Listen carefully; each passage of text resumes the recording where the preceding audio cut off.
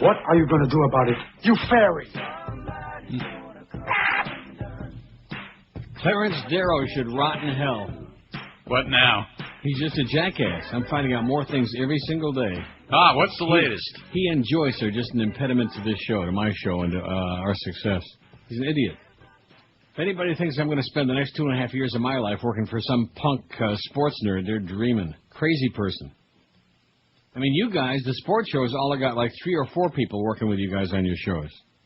And they continue trying to prove that I only need one person with me to work this show. They're crazy people. And he should rot in hell. There's a special place in hell for Clarence Darrow. They're trying to take somebody away from you? No, well, they have been trying to do that for a long time. They've been trying to prove that we don't need 3 people to do this show. All the sports shows, even your buddy, the big... Rock Solid. Oh! Even he wants 2 people now, is what I'm hearing. And they both have to speak Spanish, by the way, fluently. At 5 o'clock in the morning. Yeah.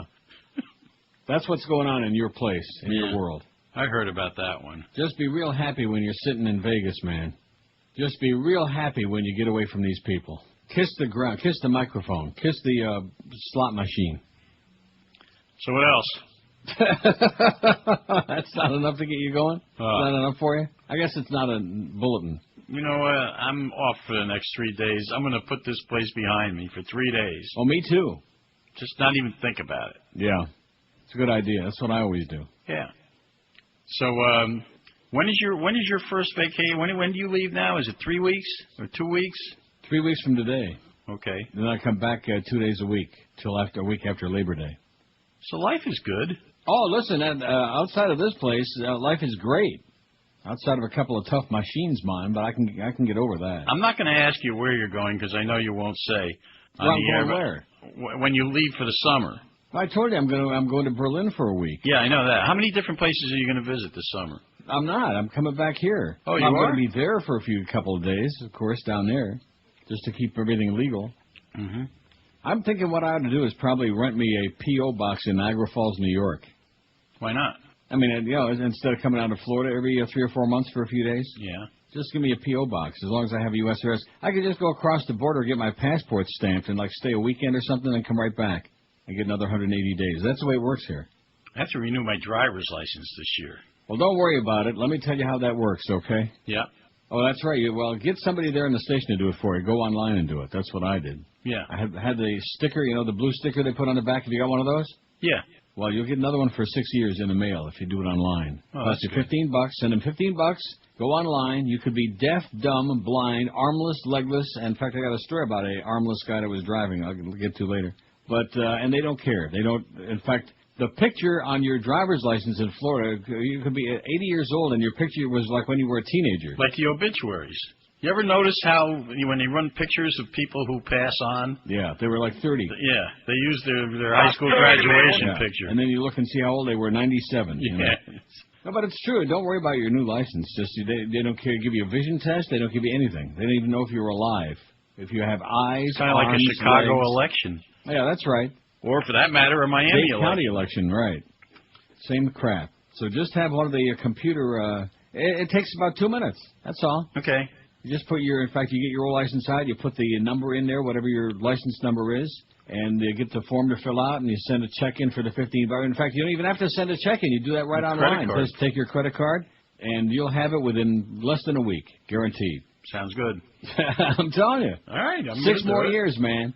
Like when I use the ID here, like at Woodbine, if I have to, when I cash in my points at the loser circle, and rather than schlepping my passport with me all the time, I sure don't want to take it and lose it there at Woodbine, God forbid. So, I use my driver's license, and they look on they'll look on the front first. I'll say, oh no, the renewal date's on the back, and I always enjoy explaining to them that in Florida you get a renewal in the mail for 6 years, and they look at me like, what? And I said, that's the Florida effing way, man. That's the way we do it, eh? And they shake their head like, holy crap. Our governor is not going to be the commissioner of the National Football League. Oh, geez, I'm thinking he ought to start tomorrow would be good. Get him the hell out of Tallahassee anyway. That story was so bogus. Yeah. Just 3 nerds from a newspaper. Was it as bogus as Joe Bell? I don't think anything could be that bogus. He's not going to be football commissioner. Who, Joe Bell? That's Bert Bell. No, Joe Bell ought to be the football commissioner. Get him the hell out of there. They already had a Bell. Did you get the memo? What memo? About the 4,000 new people we have on staff? No, I didn't see that. Oh, you got to get this memo from Joe Bell. New hires. I think what it's going to be is the new philosophy, we're going to have like 7,000 salespeople, and each one of them is going to go out and sell $10 a week. Yeah, dollar a holler. And also on the list of all these new people, of which I never heard of any of these people, the only one I heard of, Evan Cohen. Now wait till you hear this line. Evan is doing some weekend work for Josh. You may be aware of Evan, who, as he is the PM Drive host on ESPN Radio, 760 in the Palm Beaches. He's doing some weekend work for Josh. In all my life, in my 80 years in this business, I never heard a general manager describe someone on the air staff as doing work for the program director. Did you? In other words, Josh has the keys to the kingdom. Josh Darrow. Not to be confused with our Josh, who barely has keys to his car. Oh, I'm getting the memo now. Isn't that some line? Welcome. This is the same Clarence Darrow that says that we don't need more than 2 people to do this show. You know, you should rot in hell, Clarence, and don't ever think about calling here again. You'll hear a dial tone so freaking fast. See, his claim to fame is that my paycheck shows up on time, which it did yesterday. Big deal, okay? Like I'm going to give him a gold star and a purple jelly bean for that? That they finally get around to getting my paycheck showing up on time? Big Simus, man. Congratulations. What a loser. That's the, I'm telling you right now. In fact, how much you willing to put in? I'll split whatever it costs for a hitman. Take him out this weekend. Now, I'm serious. We have another part-time guy who's on Zeta, or was on Zeta. No, what is he? Is he an air person? Lee is doing some part-time work. I don't know who the hell that is. He was I thought the that was another sales guy. PD morning guy. He was Flea on Zeta. None of us ever heard of Flea, and that's because nobody listens to Zeta. I don't know who that is. Lee Feldman / Daniels. Oh, well, God forbid we have another guy named Feldman on the station. Like we don't have enough Jews on here already. So it's got to be Lee Daniels, a.k.a. the Flea. He was the PD morning guy for 99X in Fort Myers, worked at 98 Rock in Tampa, and most recently was Flea on Zeta. And then I guess he fleed from there and came over here. Lee Feldman. And by the way, Gary Sarner's an a-hole, too. I just thought I'd mention that. I'm really just nauseous. He comes into this morning. Every single thing he gets involved with is a scam. Everything. He just doesn't go out and sell, like an accountant and we do spots or whatever. No, everything with him has got some kind of a scam in it. Oh, you're going to get 80,000 mentions on WQAM, and everybody's going to be reading all these promos. And he's everything he gets involved in, man. Although he does walk around with a big, bright smile on his face. What a jerk. Seriously, it's just, we have reached a point now, whatever the word crisis is, 1,000 times whatever that means. In other words, that pales into insignificance. We're so far beyond that. And then the word yesterday is the reason nobody could find Joe Clarabelle was he was at lunch. Wait till you hear this. With Bruce Beasley and Clarence. How'd you like to have been a fly on the wall in that lunch? Or a flea on the wall. Or a flea on the wall would be good. Or a flea in their pants. Oh, my God. Lee Feldman. Well, let me ask you something. When is this Lee Feldman on the air? Does anybody know? I don't know that he's on the air. I don't know what it doesn't say what he does. He's also doing some part-time work. What was he doing? Cleaning up? I don't know.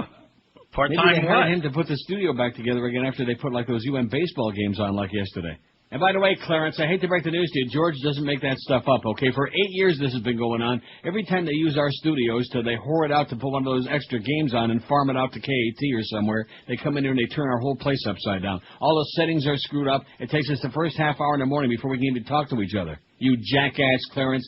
This is the worst guy, like Keith Olbermann says on MSNBC, the worst person in the world. That's the worst person in the world, and our general manager has turned the keys to the kingdom over to this jackass, this quisling.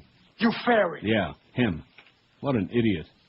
And you invented him. That's the thing. I don't want to get all bent out of shape about you, but you're the guy who invented him. You're like Dr. Frankenstein. You invented this monster, and now he's just been turned loose and he's wreaking havoc on the entire place. I invented a lot of guys. Oh yeah, you invented Stu Gotts, and look what we got from that. Yeah. Now he's across the street doing anything he can to harm us, just like Joel Feinberg said. What a jerk. They'll do anything in the world to hurt us, like a child, like an overgrown child whose entire life is based on his daddy's money. By the way, nice book there, Joel.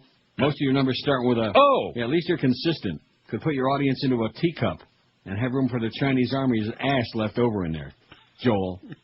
But they got that nice little spike there from the Dolphins, that they lost $3.5 million on last year. In fact, what was that line he said in that story about how he's the only guy that could lose $18 million on a station that previously made money? Wasn't it something like that? Yeah, I bet his father's proud. Yeah, well, I'm sure. Make Daddy proud, Joel.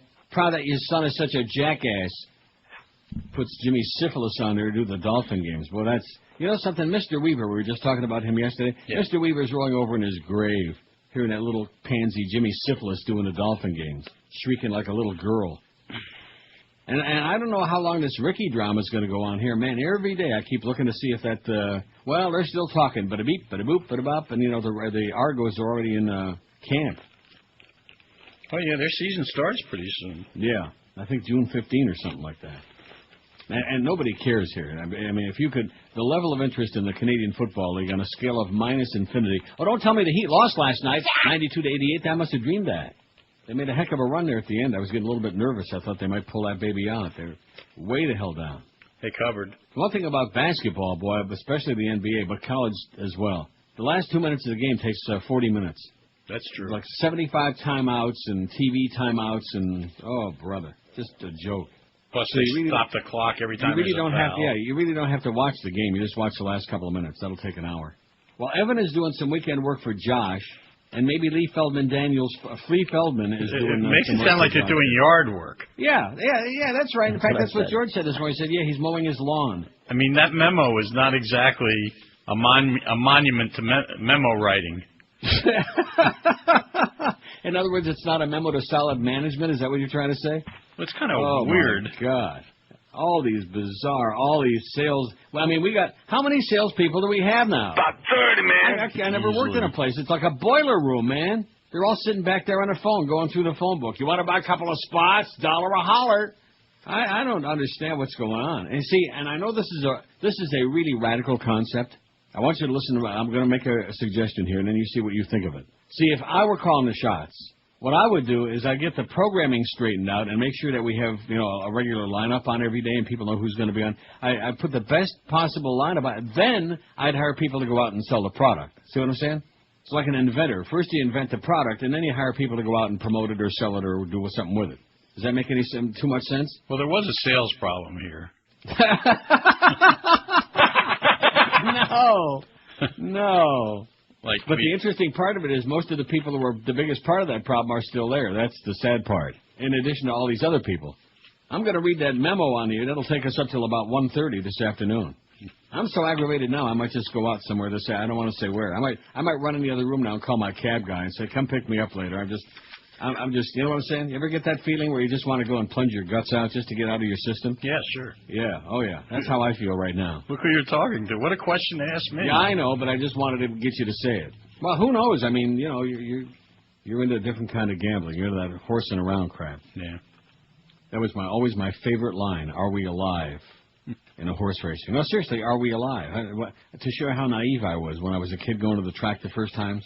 Yeah. Are we alive? And I said, what does that mean? In other words, is the horse you're betting on trying to win, you moron? Oh, are we alive? And then as you're tearing up the ticket, you're thinking, no, we're not alive at all. We're dead. Kind of like us here at QAM. No, we used to be alive, but now we're DED. Clarence, I hope you rot, man. I hope that the bird of paradise takes a huge wild diarrhea on your desk. You idiot. You quisling. You fairy. God, I'm hearing more and more stuff every minute of every day. He's just in denial, because after all, what does our show have to do with sports? He's going to be the reason I'm going to be making an early exit. When's your deal done? 1 year from the end. 1 year from December. Me too. No, you have more than that. No more. I'm looking at early retirement now. I want out. O-U-T. Out. I'm not really thinking about it. I have 428 days in a wake-up. That's how we used to count down in the Army. Oh, yeah? Yeah. 48 days in a wake-up. It was like jail. You mark like little QAM, X's on the wall. Mm-hmm. Well, the good thing is Monday we won't be on. Now, this show, we're at least trying to put our best foot forward. We got George and Josh, Curtis going to be there for 2 hours anyway. But then we said, okay, go ahead and put the big O on there, Mr. Ego, Mr. Spanish Ego. Rock solid. How do you say ego in Spanish, George? I think it's ego. Ego. Is it really? Isn't it? It's Latin, so it should be the same. Get out of here. I'm leaving. I'll look it up. I think in Spanish, did you ask how do you say ego in Spanish? Yeah. Orlando. Oh, excellent. Rock solid. So we gave him those 2 hours so we can go out there and do his appearance from some car dealer from noon to 4. From noon till midnight. And they're going to do the whole show in Espanol. No parla inglés aquí. See, I'm putting all the languages together now. Except English. I'll be doing heavy gambling on Monday. Good. Very good. I think I'm going to do some today. Nah, not I'm today. just in the mood right now. I'm gonna make a run to the phone during our first break. Say, pick me up at 2 o'clock. I'll be ready. I'll be right at the door. Going to go plunge my guts out. I'm going to take a shotgun and blow open that machine from the other day. Just to take out my frustration with Clarence Darrow. Oh, God. And Joe Bell. And Joe Mama. Well, I wish you lots of parallel bars. But just keep in mind, no, forget about bars, man. Forget about bars. 5 times Wheel of Fortune. There's $4,000 for you right there, man. How about 3 Wheel of Fortunes for $166,000? It's long due. They haven't paid one of those since October. They're long overdue. Come on, cough it up out there, you grave robbers. Cough it up. You know, those places really have a license to steal. Not that I need to tell you that. Good God. It's unbelievable.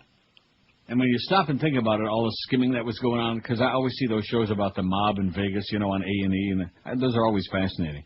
But you see all the money they were skimming, and they didn't need to do that because they had a license to steal in the first place. They were making so much money, you know.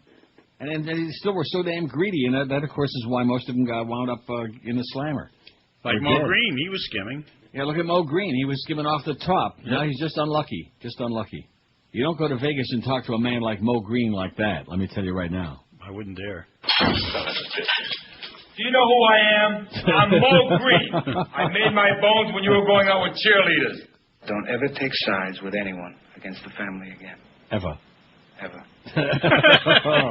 Well, listen, have a great weekend and plunge your guts, man. Win a bundle. All right, you too. I'm going to go do it. In fact, I'm going to win enough to hire a hitman. We'll let you know on Tuesday morning how much I need to. Maybe we can win enough to buy the radio station. Yeah, screw it.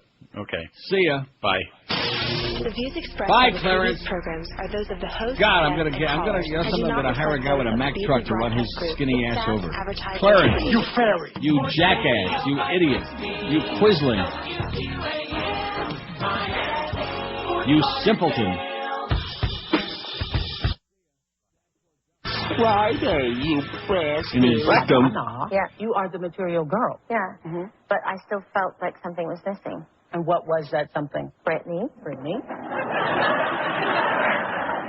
it was just a friendly kiss. Cool. Yeah. How is it? Incredible. Really? Yeah, and fun, and I don't know why people are making such a big deal about it. You really don't. I really don't. You really don't. Hasn't anyone ever seen 2 girls kiss before? Well, I don't know if most of America has. Go right ahead. Really? Yeah, I'm not Sure. kidding. Okay. Okay.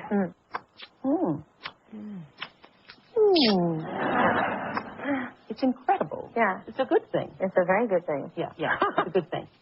That's the kiss of death, that's for Clarence. I'm kissing him off right now. Don't ever come in there again and talk to me. In fact, if he ever comes in there, I want a heads up on that immediately. All right. Because I'll get up and walk out of this room until he's gone. Remember, like with Fredo. Remember that? Right. Michael said, he wanted advance notice when he was going to come in there because I'll be gone. 10:17 at 560 WQAM. One big happy family, baby. It's Friday, May 26th. What does that mean? I don't know, but we'll figure it out. It means that Monday I'm not going to be here. But George and Josh, see, now I have to say Josh Cordes every time. Like, why don't you just change your name? Why do I got to do that? Well, because he won't. I mean, we can refer to him as Clarence. Yeah, but just call him Clarence. Okay. Just so the audience understands, because you sure don't want to get lumped in with a tub of crap like that, with a piece of walking turd like that. I'll say one thing, man. One thing at QAM. No other station in America has got a walking turd. If you're a cigar smoker and like to kick back with a good premium brand, like to have a big fat one in your puss, then Bahia Cigars by Tony Burhani is for you. These hard-to-find cigars are made with first-grade tobacco processed and aged up to 10 years. Bahia is a real boutique cigar maker specializing in small-batch, hard-to-find tobacco. Bahia Gold, the flagship line, gets a 91 rating by Cigar Aficionado Cigar Insider and 9.1 by Smoke Magazine. I'm still trying to figure out what it was that Gary Sarner said this morning. Do you understand what he said? He said, bada boop, bada beep. This rich-flavored, well-balanced, full-bodied Nicaraguan cigar's got earthy hints of dark roast coffee, chocolate, spice, and pepper flavors. Also, be sure to try their Bahia Deseo, the hottest release cigar in the last 10 months. The Deseo gets a high rating of 91 by Cigar Aficionado Cigar Insider. It's a big, powerful cigar, man. It'll just tear your kishkis out. The Deseo has complex notes of leather, earth, and pepper. The finish is long and full-bodied with additional spice and a note of charred wood. To get 40% off on all Bahia cigars, tell them Neil Rogers told you to call, and call them at their toll-free number. You're going to save 40% just for mentioning my name. Call 1-800-35-BAHIA. That's 1-800-35-BAHIA. This is Neil Rogers. This is 560 QAM. Aaron Spelling presents the hippest kids in the final frontier. It's Kirk, Spock, McCoy, and Scotty in Star Trek 90210. Dudes, like, I'm never going to pass my intro to warp speed exam. I'm going to flunk out of the academy. Help a guy out. Dude, I'm in pre-med, not a miracle worker. Why don't you just sit next to Spock and cheat off of him and whatnot? Thinking you can pass a test without studying, it is not logical. You pointy-eared geek. Star Trek 90210. Spaceships, study hall, and ships. Dudes, there's Uhura. What a babe. Let's go chat her up. Hey, lassie, I stole some Romulan ale from my parents. Come on, let's party. Oh, no, you didn't. I don't understand why you guys constantly try to, as you say, hook up. What are you, gay or something? No, phones. That's Sulu. Oh, my. Star Trek 90210. Going boldly where no Star Trek franchise has gone before. 10:23 at 560 WQAM. Just a little bit of bad news from Iraq. Let's get it out of the way like we do every day. There is no good news. A powerful bomb exploded today in an outdoor market in a majority Shiite part of East Baghdad, killing at least 9 people and wounding about 30, man. Police said. Wow, how handy. Hey, like that. As Iraq's prime minister expressed hope that 2 security posts could be filled within days. He expressed hope. They're thinking about it. Now comes the important part. Here comes this memo from Joe Bell. To QAM staff, Ray new hires. From Joe Clarabelle. This will take us till midnight. I want to welcome some new people to the WQAM team, says Joe Bell, who obviously is Mr. Gladhand, like I said before, and has nothing to do with QAM programming per se. He's handed the keys to the kingdom to Clarence. Speaking of Clarence Darrow, I have 3 words for Clarence, okay? You know what they are? I give up. Go to hell.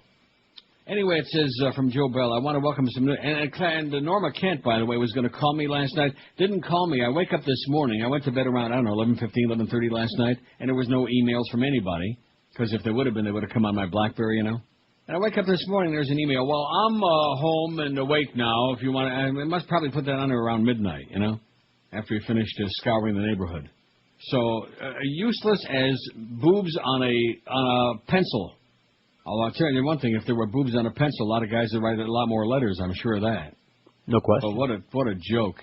So I'm like out there on the limb. I'm thinking two more words. I got those 3 words for Clarence. I got 2 more words that are very, very pressing in my mind right now, especially after the conversation with the Humper just now. You know what those 2 words are? I give up. Early retirement. Anyway, let's welcome all these people to our QAM team now. I'm sure the audience, speaking of pencil, with or without the boobs on it, get your pencils out, and again, pencil with a big eraser on it. Remember in school we used to have those? Mm-hmm. Not just your regular little eraser. Oh, the extra, you put it on over the regular eraser. Uh-huh. Avi Klimo. What? Avi Klimo. Says, you already know Avi as he's been here for a few weeks. Do you know him? Might have met him, but I'm not sure. Josh, you know Avi Klimo? Never heard of him. Well, it says you already know him. He's been here a few weeks. Avi is a Michigan native and Michigan State alum. Well, whoopee-doo. Who comes to us from ESPN in New York. Avi is selling sports play-by-play, so he's got nothing to do with us.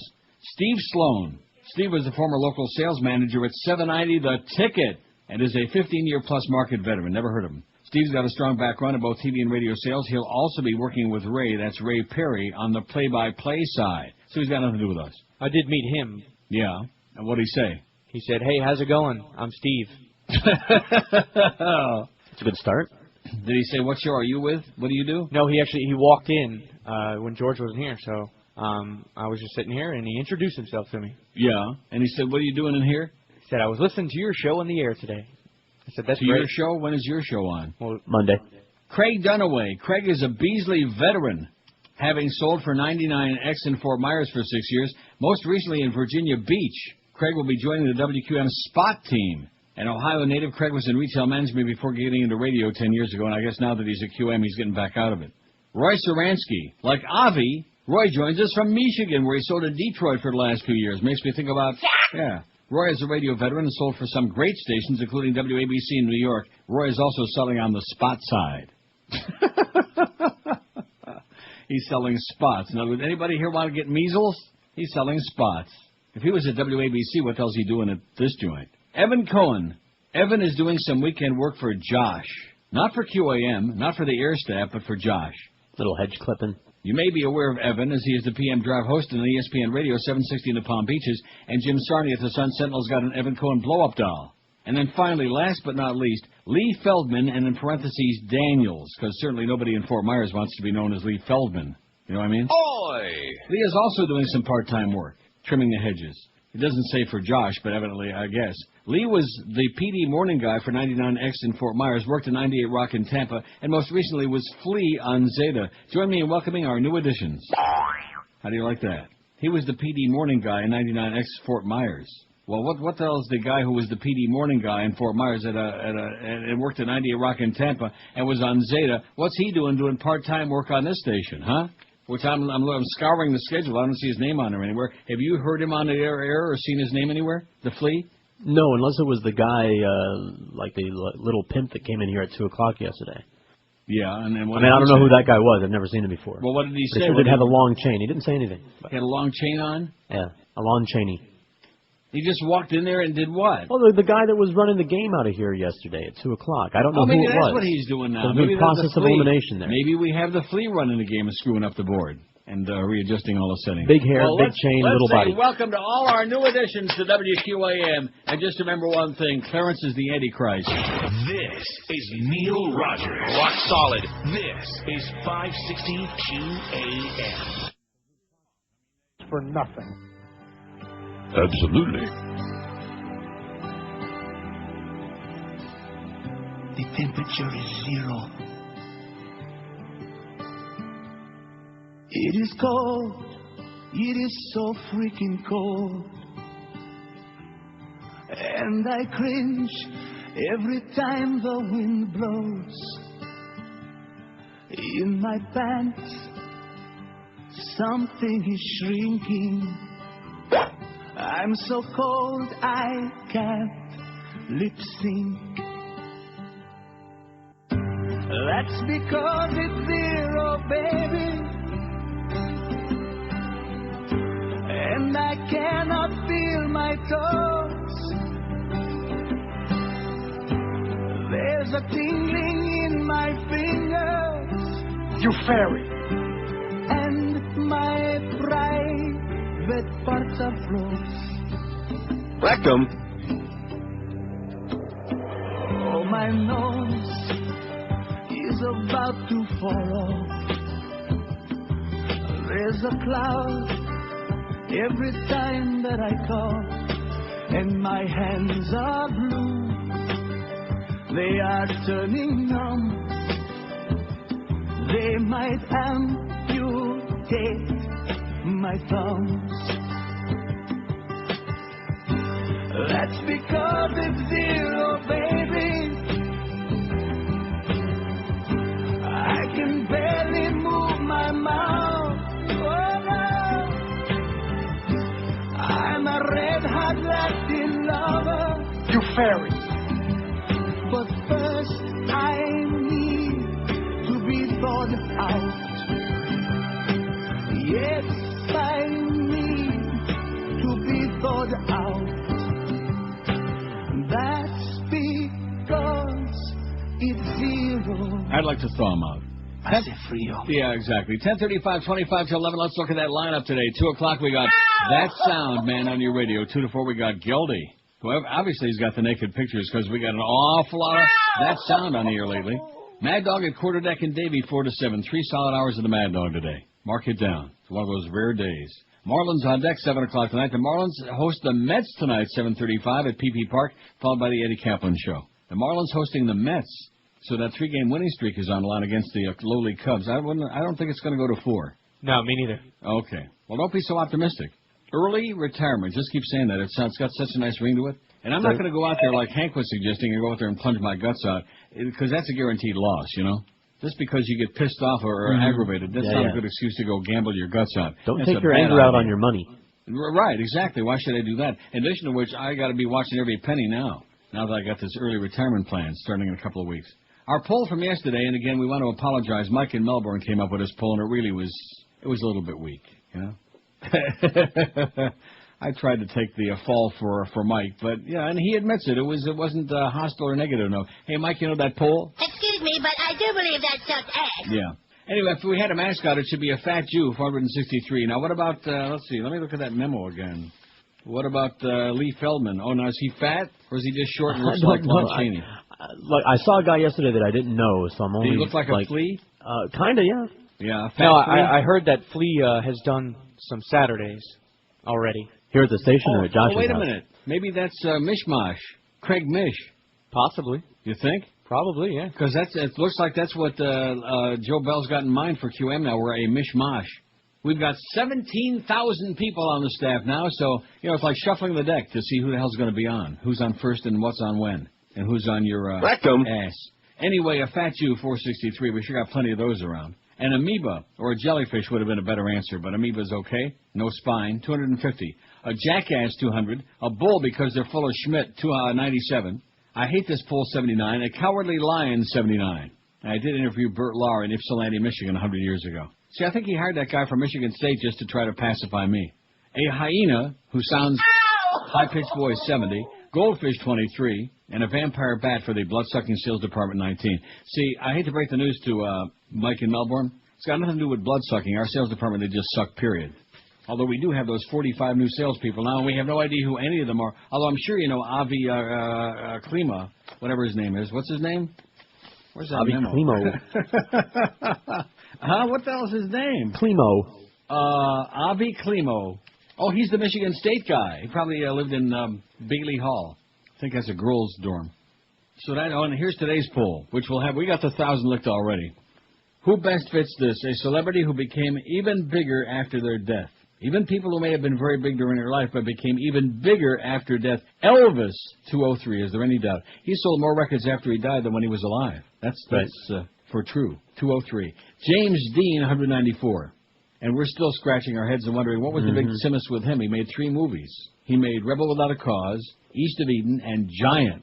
And that was it. And his acting was wooden at best in all 3 movies, and he's huge, 194. Marilyn Monroe, 93.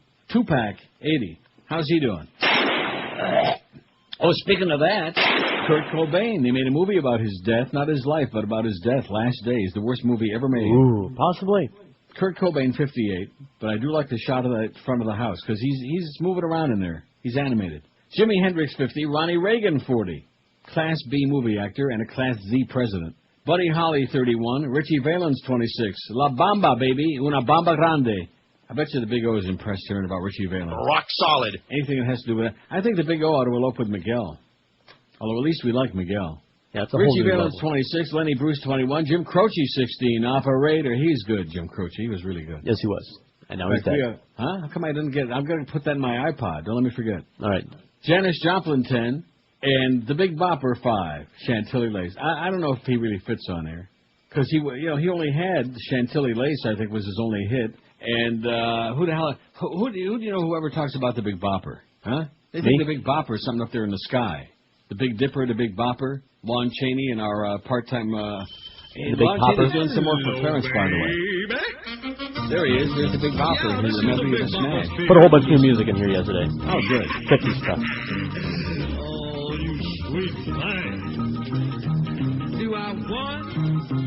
So the Flea is doing some work for Clarence. That's enough of the Big Bopper, okay? Let's not overdo it. Nobody knows who he is. He's doing some work for Clarence. It has to do with something to do with Clarence's... I'm not really sure what it is.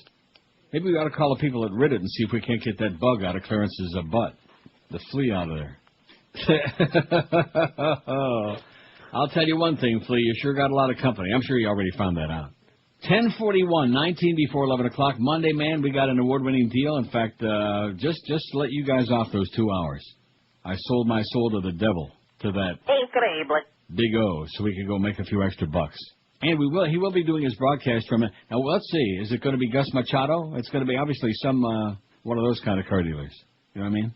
Mm-hmm. Somebody who's got a heavy Hispanic involvement there, at least in their name anyway. Because the Big O will be doing the show in Espanol from noon to 4 on Monday. That's a part of the new format. This is Neil Rogers. This is 560 QAM. Oh, you forgot to mention, we got 2 bad pieces of news. Forgot to mention that Michael Hayden was confirmed by the Senate 78-15 as the new chief of the CIA this morning. You forgot to mention it. Yeah, I did forget. And also are you watching this thing about the shots fired at the Rayburn office building and the Capitol is in lockdown now? No. With these shots I am fired, now. but certainly I can tell you that the police officers that I saw Limbaugh breath isn't on there, is she?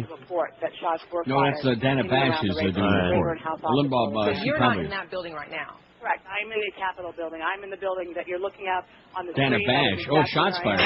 Oh. Again, the Rayburn building is a separate building, but they're all connected by the tunnels underneath. The tunnels underneath. Oh, here's a good one from Gene Rogers for our poll today. Jesus. Want to put his last name on there? Even bigger, huh? Want to put his last name on there? Jesus Christ. No, just Jesus. Trams that Because then, of course, Orlando will like it. They'll think it's Jesus. take their staff, take all of us from the Capitol, both to the Senate office buildings. Well, we'll keep our eye peeled on that because you know how newsy we are. Estrangulando el pollo para acá. In theaters now. Star Wars Episode 1, The Phantom Stooges. Curly Skywalker, Larry 1, Kenobi, and Mo2D2. Oh, wise guy. Oh, a wise guy, eh? Star Wars, The Phantom Stooges. I'm a victim of circumstance. 10:47. Don't be picking on the Momeister, man. Shots fired in the Rayburn office house building. The Capitol is in lockdown. The world is coming to an end. Chickens are peeing like crazy. They got one leg lifted up in the air. It's going to be a flood, man. Look out. Or somebody I know would say, my. Look out. Have a ways to go, but there are a lot of police officers that are always stationed at this complex. A lot of them. That's Dana Bash, by the way. The one with the shrunken head. Yeah. The little Bush lover with the shrunken head. That looks like the runaway bride. Right. With bitter eyes. Pot doesn't cause cancer, study finds. Uh-oh. Now, we know that cigarettes, those faggots, cause lung cancer. There's no question about that. Right. They even have the skull and the crossbones on the package. No, pot causes munchies. The largest kind of that's very strange in Amsterdam. I'm going to say it for the umpteenth time, you know. Knowing that up front, you think they'd have some edible food there, but they don't. The largest study of its kind has unexpectedly concluded that smoking marijuana, even regularly and heavily, George, does not lead to lung cancer, thank God. The new findings were against our expectations, said Donald Tashkin of the University of California, L.A., a pulmonologist who has studied marijuana for 30 years. About 30, man. We hypothesized there'd be you can always say that. You and Norma Kent, you're just studying marijuana. That's right. Studying just hard. Like, what's his name? Just, who was studying kitty porn? Gary Glitter. Oh. We hypothesized there'd be a positive association between marijuana use and lung cancer, and that the association be more positive with heavier use, he said. What we found instead was no association at all, and even a suggestion of some protective effect. Shall I read that last sentence again? Yeah, could you? I think I need to take it up a notch. Wow. What we found instead was no association at all, and even a suggestion of some protective effect between marijuana use and lung cancer. How do you like that, sports fans? Maybe it has antioxidants. Federal health and drug enforcement officials have widely used Tashkin's previous work on marijuana to make the case that the drug is dangerous. Tashkin said that while he still believes marijuana is potentially harmful, its cancer-causing effects to be of less concern than previously thought. His study, funded by the National Institutes of Health's National Institute on Drug Abuse, involved 1,200 people in L.A. who had lung, neck, or head cancer, and an additional 1,040 people without cancer matched by age, sex, and neighborhood. They were all asked about their lifetime use of marijuana, tobacco, and alcohol. The heaviest marijuana smokers had lit up more than 22,000 times. That's probably just this week.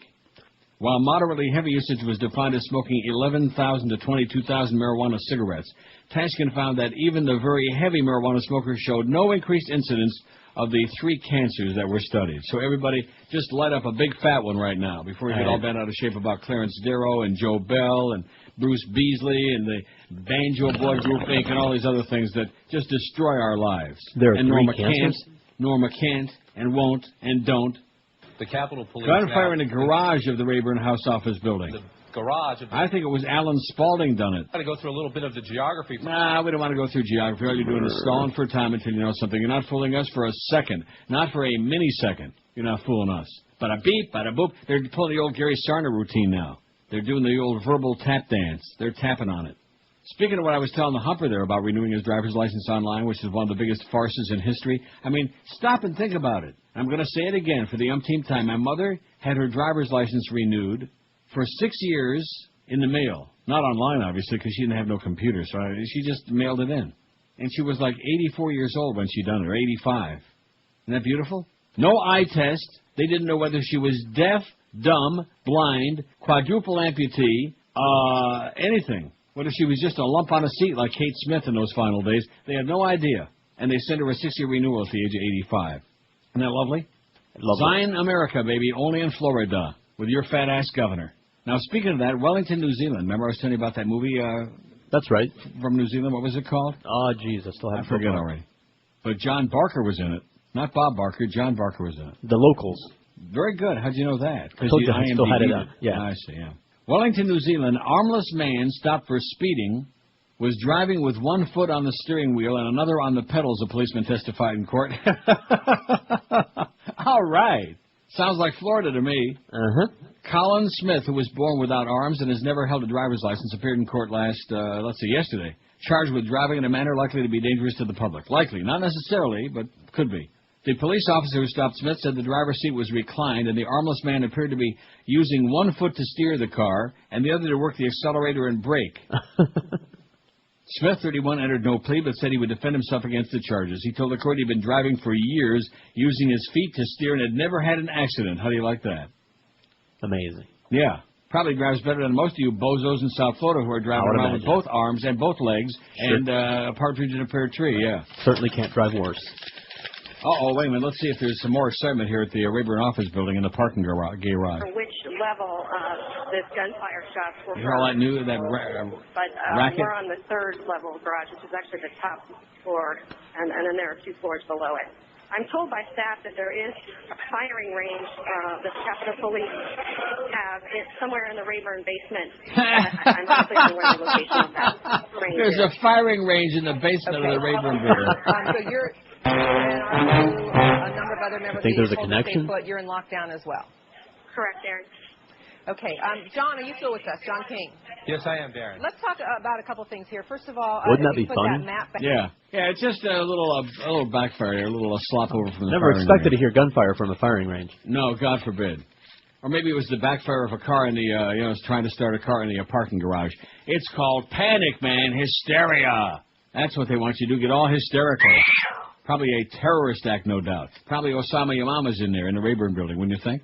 I can only imagine. I'd say there's just as much chance that he's in there as he's in Pakistan. We don't know. I still believe he's on the French Riviera. We got him holed up in a nice, maybe the Ritz-Carlton or something. Uh-huh.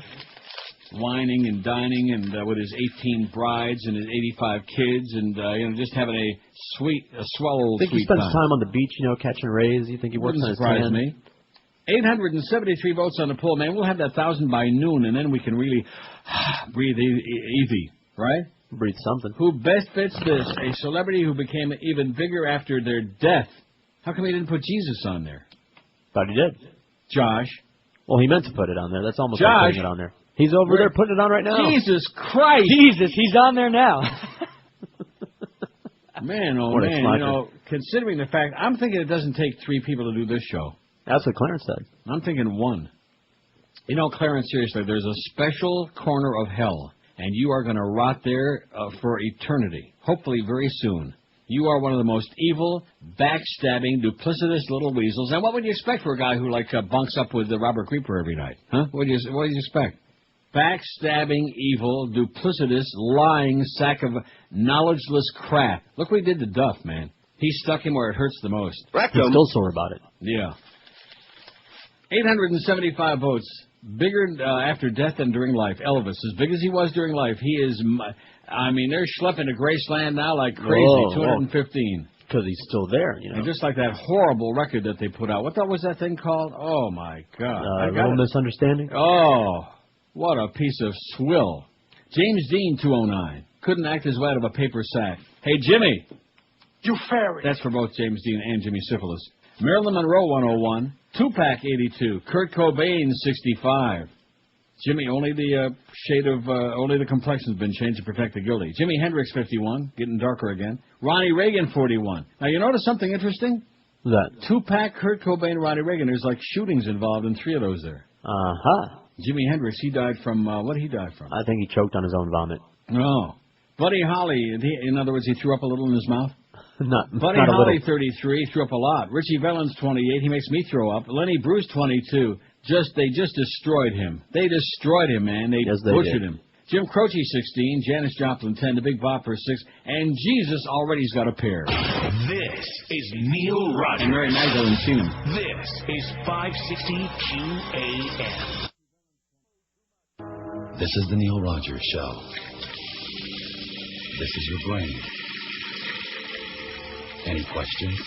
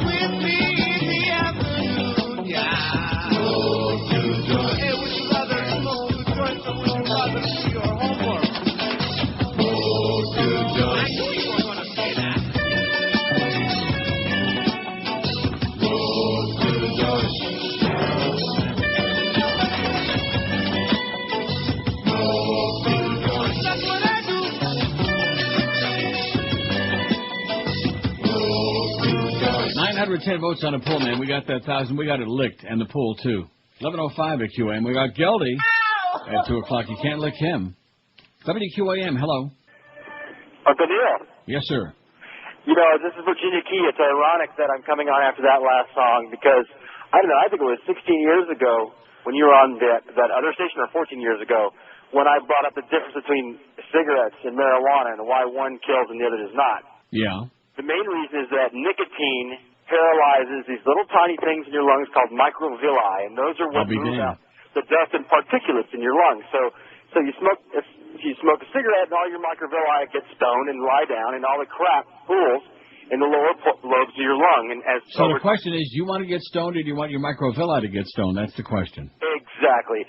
And but I just thought it was just, ultimately ironic because there was a London Medical School college report that I brought up in '94 talking to you when you were still with Rick and Suds. And it said exactly that they were studying vegetarian Rastafarians on the north coast of Jamaica, which, is an ideal group to study if you're going to study something like that. Yaman.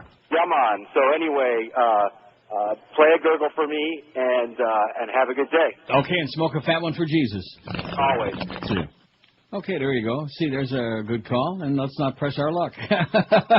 Right? Absolutely. This is working out so much better than I ever dreamed in my wildest dreams it could. You know, too bad early retirement's in my plans. I just sent a email to Norma Kent if she ever gets out of court and gets around. Oh, look at that. It's Bobby Bird raising his hand and screaming. It's very serious. Bada-beep, bada-boop, bada-bop. And meanwhile, they're still investigating the sound of gunfire in the shooting range. That would be like saying people on the set of the shooting of the filming of Gunsmoke are investigating the sound of gunshots. And the cowboys were sighted. Yeah. We better investigate that right now. It's a good diversion, you know. We'll get Festus on the case. They're good to keep their mind off the fact that the Senate confirmed, like, they rolled over and played dead Michael Hayden, this Nazi bastard, as the new CIA chief. 78-15 was the vote. Overwhelming. 919 votes on the poll. We'll have, like I said, by noon we'll have that 1,000. We'll have it licked, and then we can all go home. Get ready for this long holiday weekend. For some of us, some of you guys got to work just a couple of days there on Monday. It's all right. We'll take our way through it. No problem. In fact, if you play your cards right, maybe you can farm it out to Flea or somebody like that. Oh, I got a clarification, by the way. Yes. It's none of the people on the list that we're talking about, but apparently the little pimp that came in here at 2 o'clock yesterday, his name is Rob Walker, and he's a part-timer who's still in high school. Robert W. Walker? No, but I think that's his son. Oh. Rob Walker, who's a pimp who's in high school. Well, he looks like a pimp. I see. Well, he dresses like a pimp. How about that? And I thought you said he looked like Lon Chaney. He had a long Chaney. He had a long one on? Yeah. When Brad Bigger of Coral Springs opened a letter addressed to him from the Broward County Election Office Wednesday night, he found a new voter ID card for his wife. His wife got one for their daughter, and the daughter got one intended for a Deborah Bigler. By the way. Yes, something? Total of 3 faxes of this story this morning. Listen, I got this stuff, okay? I'm on top of my crap, okay? Just don't worry about it. You know, we appreciate your interest, and we're very newsy, etc. But we got into gunfire in a shooting range in the Rayburn building, okay? We got police doing target practice, and too bad Dana Bash wasn't one of them. Well, what's this all about? Unsettling to get a BlackBerry message put in front of you that says there's gunfire in the building. That was Representative Peter Hoster just a few minutes ago interrupting a House intelligence. Just calm down. You're all such a bunch of nervous Nellies, man. There's a lot of gunfire going on in Iraq, and I don't see any of these people from Congress over there. Anyway, getting back to this story. All across Coral Springs and Parkland, voters whose last names begin with the letters A or B receive the ID cards of relatives, neighbors, and crosstown residents rather than their own voter registration card. Another big screw-up, another F-up. The cause was a mailroom glitch that resulted in up to 1,000 people receiving the card for the next person alphabetically on Broward's voter registration rules. How do you like that? Mm-hmm. Election officials caught the problem before it struck the third letter of the alphabet, but it left behind a new headache for the orifice. For some, the follow-up revived bad memories of Miriam Oliphant's tumultuous tenure as election supervisor, even the grueling 2000 presidential recount. For others, it raised fears of identity theft.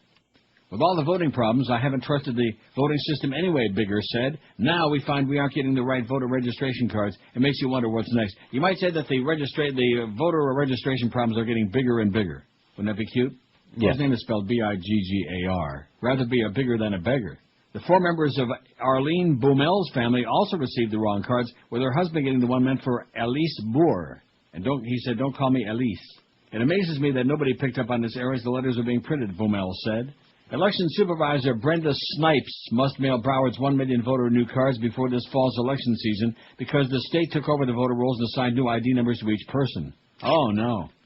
And since my last name begins with a B, it wouldn't surprise me if I got one signed for, like, Shirley Broward. Snipes asked her office's longtime mail processor, Commercial Printers of Pompano Beach, to mail the cards over the next few weeks. Snipes spokeswoman Mary Cooney said the mail machinery was skipping somehow and inserting voter cards in the wrong envelopes. It was the bad mail machinery, man. They got a bad machine again. She said Commercial Printers has accepted responsibility for the problem. About 100,000 cards have been mailed out, and officials are confident the problem is limited to the 33067 and 33071 zip codes. That's Coral Springs, I guess. So, is that right, Josh? What is it again? There's 2 in Springs. It can 33067 No. And 33071. Yeah, 71.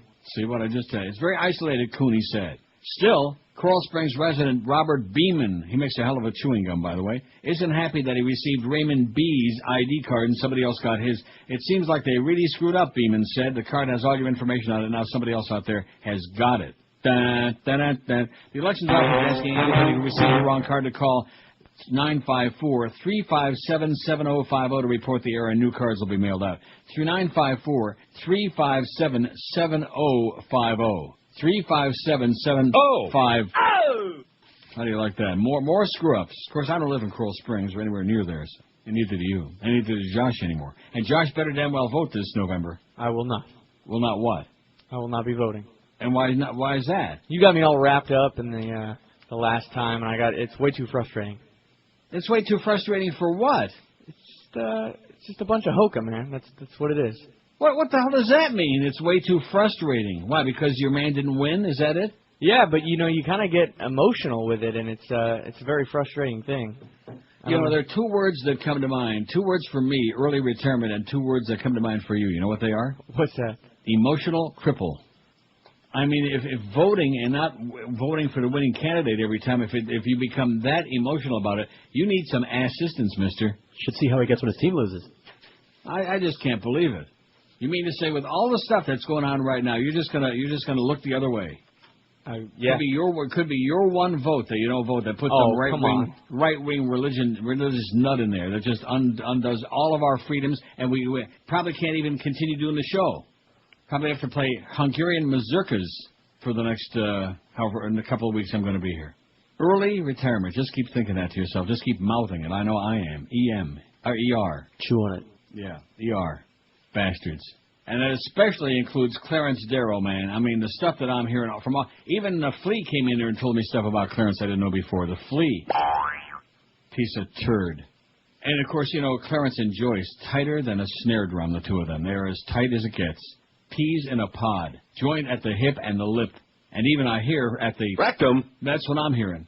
It's almost Memorial Day. It's coming Monday, and it's time for those mattress and furniture stores to run their annual phony sales. The sales where they double the price and they say, hey, we're going to give you half off. Well, what kind of a deal is that? Even Monty Hall is wincing. Good Canadian boy, Monty Hall. Don't waste time and money driving around shopping for a mattress, and don't waste a lot of that expensive gas. Save like never before when you call Dial-A-Mattress right now at 1-800-MATTRESS. Their prices are lower than the mall stores, even during the mall's so-called half-off sales. Don't forget now, only Dial-A-Mattress delivers from 8 in the a.m. till 10 in the p.m. every day. Same-day delivery is still available, and you choose your date and time within a 2-hour window that's convenient for you, and they show up. That's why all of these things put together, they're ranked #1 in the world for the best customer service in the business. I've been using them for years, and believe me, I wouldn't think of calling anybody else. Dial-A-Mattress carries only the top goods, too. They have the complete line of Sealy, Inserta, Simmons, King Coil, Tempur-Pedic, and Stearns & Foster Hewitt. When you call 1-800-MATTRESS, here's the deal. You get best prices on the best brands, the most incredible delivery deal going anywhere, and service like you can't believe. So what's not to like? Pick up the phone right now, get rid of that lumpy, bumpy, smelly, soiled old mattress, and get you a great night's sleep for years to come. Beware those annual half-off sales. They're here. They're phony as a $48 bill. Do the smart thing instead. Call 1-800-MATTRESS or log on to their website, mattress.com, and sleep like a baby tonight on a great new mattress from Dial-A-Mattress at an unbeatable price. 1-800-MATTRES. Leave off the last S because it stands for sales holes. This is Neil Rogers. Rock solid. This is 560 QAM. 560 WQAM, your headquarters for taped interviews with dumbass criminal athletes. The station to turn to for sport hole sweepers, followed by a mushmouth dumbass. Sound like anyone you know?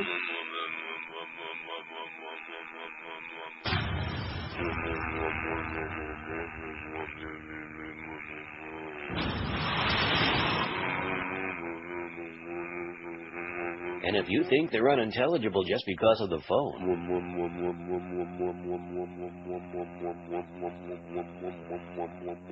One Note Charlie Radio. I'm a One Note Charlie. 560 WQAM, catering to a demographic of undereducated, degenerate gamblers loyal to wealthy closet gay Republicans who still live with their mother and are too cheap to buy anything anyway. I like your bag. You do? Yeah. Oh.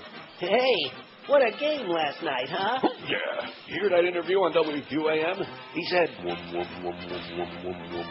Sport Hole Radio. Is it any wonder why we're going out of business? No. WQAM.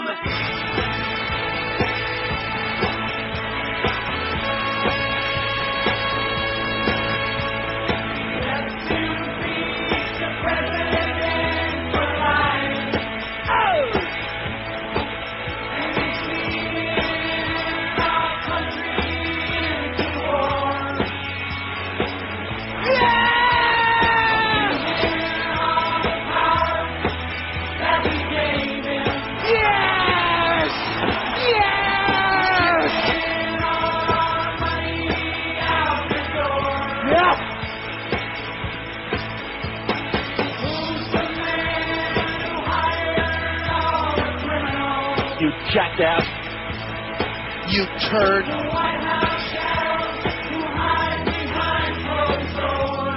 Yes!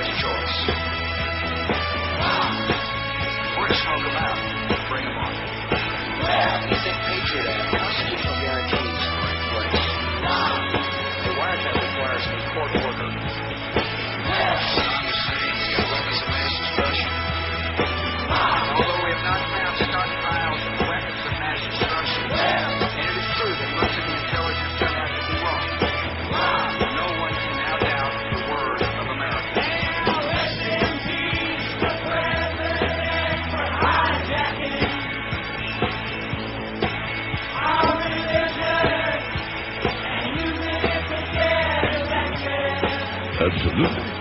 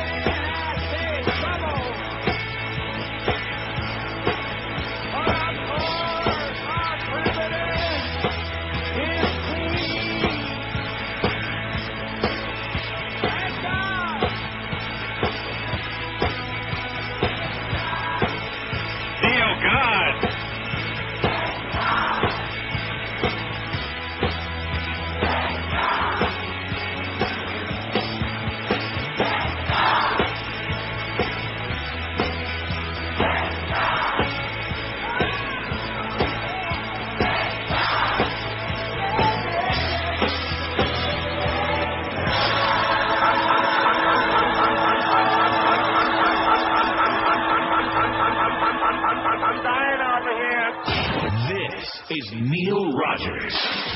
This is 560 QAM. So beautiful. Well, I never thought I'd see the press secretary turning out that kind of phrase. Become there's no surprise since he's a white funky slut from Pop Nancy's News.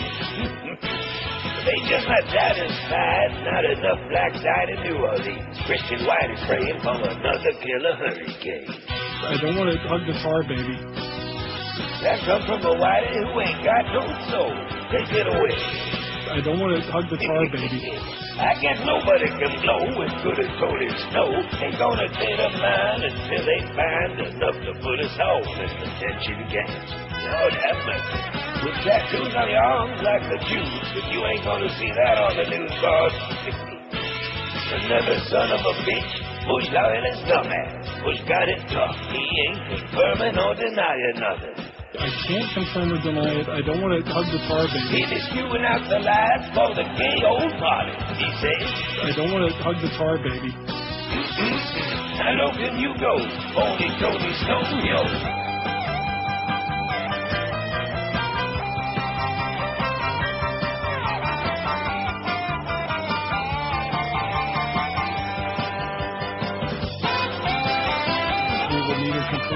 I can't confirm or deny it. This administration has no comment. I don't want to hug the tar baby. I hear the voices. He gonna shove them jabs, lie and cheat, do what they say if they wanna get paid. A paid politician for the White House criminal designer wallpaper.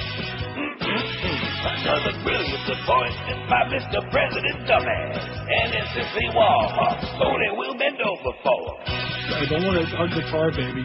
No, you ain't got no civil liberties if you be dead. Tony said it. I don't want to hug the tar baby. How low can you go, Tony Snow? I don't want to hug the tar baby. That's Tony Snow from Fox. It's 11:32 at 560. They don't know squat about this shooting there, alleged shooting, or rootin' tootin'. They heard some shooting. Capitol Police said today they were investigating reports of the sounds of gunfire in the garage of the Rayburn office building where members of the House have their orifices.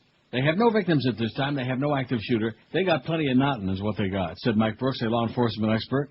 He noted that Capitol Police have a firing range in the basement, but a congressional source said the shots were not heard from that level. The containment and emergency response team was searching the area. How long has this been going on? About an hour now? At least. And they don't know squat. CNN's Kelly Arena reported that heavily armed officers were headed to the area, but they're going pretty slow. The alert came moments after a press conference held by Representative John Sensenbrenner on immigration reform. CNN producer Deidre Wall said, on immigration reform. Maybe some beaner all bent out of shape that they messed up their tacos. They put probably extra beaner, yeah. We saw several Capitol Hill police officers running quickly down the hallway, she said. Soon after that, an announcement was made throughout the building. Oh, do you see that? Go ahead and take care of They just screwed up the video there on CNN. We were able to answer a question that we had earlier. Oh, my God. They're just killing time. They even had that little mustachioed Nazi Bob Barr from Georgia on there. Bada-beep, bada-boop. Representative Peter Hoekstra, Republican of Michigan, was conducting a House Intelligence Committee hearing at the time, according to an AP report. Hoekstra interrupted a witness to tell those at the hearing to remain in the room and said the doors must be closed, admitted. It's a little unsettling. Well, we already heard that clip. It's unsettling to get a BlackBerry message put in front of you that says there's gunfire in the building, he said. Business continued as usual in the Senate side, according to CNN's Dana Bash. The shrunken head. And it's Capitol Police. Oh, hold a news conference at noon. Are you excited about that or what? They're going to be holding a news conference at noon. Didn't we just have a news conference at noon yesterday? What was that about? I forget what it was about already. Oh, Enron. Oh, that's right. It was about Kenny Lay and Jeffrey Skilling, about the Enron twins going up the river for about 600 years. Capitol Police going to hold a press conference at noon. This is great. But what does it have to do with sports? That's what Clarence probably wants to know. Went out initially to those in and around the race. What does it have to do with... To either to basically stay where they are. They were told to make sure they... There's a bunch of police standing around, and look at that. They're holding hands. Did you see that? No, I missed it. I'm on MTV watching good stuff. A cop and a white cop, and they were like holding hands. There are half-naked people playing grab-ass on MTV. What's that got to do with them? And the one cop was yelling at the other one. You fairy. I don't know what that meant. Has gotten smaller and smaller. She's still... Yeah, it's smaller and smaller since they let go of those hands. Anyway, here's the facts. Okay, so we'll be on that like stink on Joe, man. Like stink on Clarence. I can't even begin to tell you how. You know, I'm thinking I'm changing my approach. Oh yeah. Instead of those two words, this I have side, two different. that side? Huh? Instead of the early retirement, those ER words, I have two other words. ML. You know what that stands for? I do not. Massive lawsuit. Oh. That's what I'm thinking. Let me get the lotion out because that's exciting. when I get people like that who start working actively, as in we already got Joyce to contend with, but when we find out beyond the shadow of a doubt that our supposed program director, Junior, is acting, doing things that are throwing more impediments in our path, I say screw his ass is what I say. I say let's get out the old broom handle. Let's call up Broomhilda, see if she's busy. This is an evil little person, okay? Don't let him anywhere near that studio. Don't let him anywhere near me. Don't let him anywhere near a microphone, okay? Send him off to do some tiddlywinks games. That's more right up his alley. Along with his little partner in crime there, Robert the Greeper. They don't come no creepier than Robert Greeper. Believe me. If I've told you 100, I've told you what I just do. If I've told you 100 times about that twerp. Anyway, here's the facts, and of course, I don't know, she don't have her real name on here anyway, so I don't know how I would not keep it anonymous. But it says, please keep this anonymous, because I don't want the Gestapo coming to my house in the middle of the night. And it's a long thing that goes on about the phone rings, and it's somebody I like 90 seconds of your time, because I'm concerned about our children. And she's concerned because television shows are so bad for children because they're edgy. This is obviously the Parents Television Council, probably. And so anyway, this nice lady hung up on her, which is the right thing to do. And then she got the number from caller ID and called back. Another little Stepford wife voice answered, customer service, and I asked her what this company was. She didn't answer that, but without missing a beat, she said she only wants 20 seconds of my time, and she started the whole thing all over again. Before she begins her 20 seconds, I tell her I just got a call from this number, that I'm on the Florida Do Not Call list, and that we believe in freedom of speech and the First Amendment in this house. We don't believe in censorship, and that they are in violation of Florida for calling me, and don't ever call this number again. I hung up on him. And she says if anyone would like to express their opinion to these folks one way or another on the issue of being concerned about our children insofar as the need to be protected from edgy programs, the number is 1-800-679-0336. You got it? I got it right there. Call them during the break. Yeah, call during the break and say, who the hell are you? Yeah, exactly. Mind your own business, okay? And quit bugging us with those illegal phone calls, or we're going to sue your ass, too. Let's just sue everybody today. That's going to be my nickname on this show today, a boy named Sue. Do it, and sue it. As in... You fairy. Yeah, if you want to tell them to, leave everybody alone. This is probably the Parents Television Council. But just a fancy name for a bunch of censoring right-wing lunatics. 1-800-679-0336. I'm putting that right in my save it pile. Right there. Putting it in my piles. And in my files, because it sounds really vile. Thanks a lot, sweetheart, whoever you are. I want to keep her anonymous. I don't say her name on here. Okay. I'm not saying it. 983. Boy, what did I tell you? Did I say we'd have 1,000 votes by noonish? 987 already. They're coming in nice little bits and chunks. And at noon, the Capitol Police in Washington, D.C. are going to hold a news conference, and we'll find out who's been naughty and nice and dead and alive, etc. Hold a news conference at noon. Why can't they just give us the facts like Jack Webb, for Christ's sakes, huh? Why does everything have to be a news conference? That's America for you, man. Zion America. Everybody has a news conference. Homeless schleppers out on street corners, they have a news conference to announce that, you got any spare change, mister? And have a nice day, eh? It's about the only negatory thing here, man, is that too many of them schleppers out there panhandling. Spare some change? Well, okay, that's okay. You have a nice day, eh? Feel like turning around and saying, up yours, you deadbeat. Get out of the street and put some clothes on. 989 vote. Aren't you impressed? We're gonna before the end of the break, we're going to have 1,000, I can just smell that money now. I'm having a breakdown. Oh, I can smell the money from that big lawsuit. BFL. Big, fat lawsuit. This is Neil Rogers. All right. This is 560 QAM. It's Friday, you bastard. Hoy o'clock mudar. Hoy basement, not another show. Hoy. About Mexico. Hoy o'clock mudar. Oh, please talk about something else. Or shut up. I'd like to your show. With Timo, when your segments go to Mexico. Hoy o'clock mudar. Don't care about being a Mexico.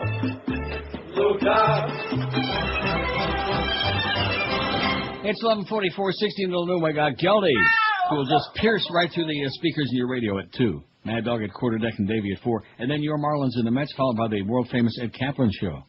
So they had some penetrating interviews with some people out there near the U.S. Capitol. Did you see the one where the guy says, they said, do you see or hear anything unusual? Do you hear gunshot? No. Saw the Capitol Police running all around. Oh. Saw a bunch of police running around, and they came up and they said, who are you and what are you doing? And other than that, nothing. And they're showing a lot. Look at that. A lot of police. No, I'm watching Fresh Meat on MTV. About shots being fired anywhere on Capitol Hill. Bada beep, bada boop, bada bop, right. And like a whole lot of people outside and police cars. And look at that, there's some mail trucks. Oh, don't tell me they're going postal. Now, you're the one that started that yesterday. They get very upset when you say that. I know. And hopefully be opening the Rayburn building back up here shortly. How long do you think something like that would take as they narrow down the Then you notice how whiny she's gotten since she married that fat-ass, pill-popping, Hippocratic liar? Yes, I have noticed. Real whiny. Can you imagine what her breath smells like? Now that she's Mrs. Limbaugh. We got 1,005 votes on the poll already. We got it licked. I think we can go home now. I think the coast is safe. I think on Tuesday I'm starting my music show as a way of protesting. All right. Now that you got your pod. Yeah, that's You're right. Pod people. What's my pod got to do with it? Well, when you get a pod, it gets you all excited about music because you run out to get a bunch of stuff to put in it. That's true. Yeah, it happens to everybody. Oh, here's one that doesn't make any sense to me. From Ed. A fax for our poll today. For the poll. Jimmy Hoffa. Don't put it on there.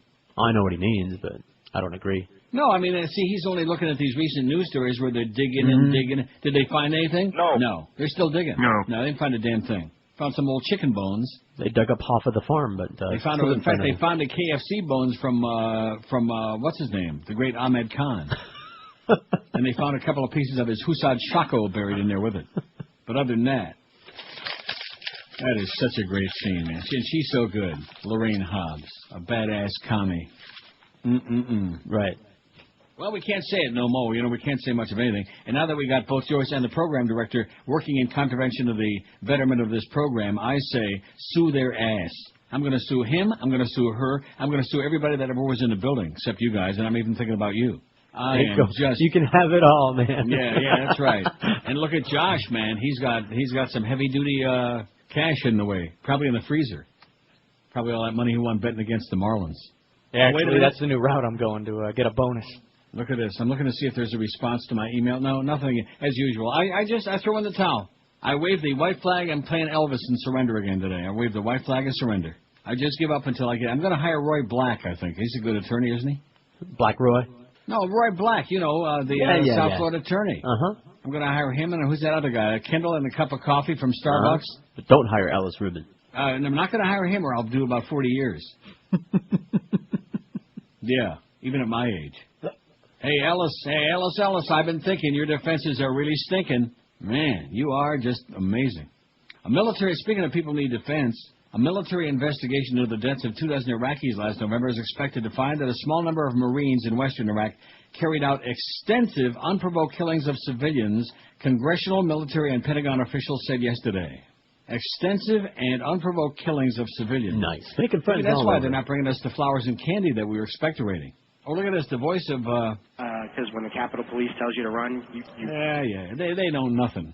Two lawyers involved in discussions about individual Marines' defenses said they thought the investigation could result in charges of murder, a capital offense. That possibility and the emerging details of the killings have raised fears that the incident could be the gravest case involving misconduct by American ground forces in Iraq. Officials briefed on preliminary results of the inquiry said the civilians killed at Haditha, a lawless insurgent-plagued city deep in Sunni-dominated Anbar province, didn't die from a makeshift bomb, as the military first tried to peddle, or in a crossfire between Marines and attackers, as was later peddled. A separate inquiry has begun to find whether the events were deliberately covered up. Oh, they wouldn't do that, would they? Evidence indicates that the civilians were killed during a sustained sweep by a small group of Marines that lasted 3 to 5 hours and included shootings of 5 men standing near a taxi at a checkpoint and killings inside at least 2 homes that included women and children. And the story goes on at great length. You see, if this would have happened inside the borders of America, we'd be talking about those barbarians, those spineless, gutless, cowardly barbarians, those third world slime ball, like that, Outrageous. Exactly. But if our people do it, which they shouldn't be there in the first place, well, then it's the pressures of war and yada yada. And that's right.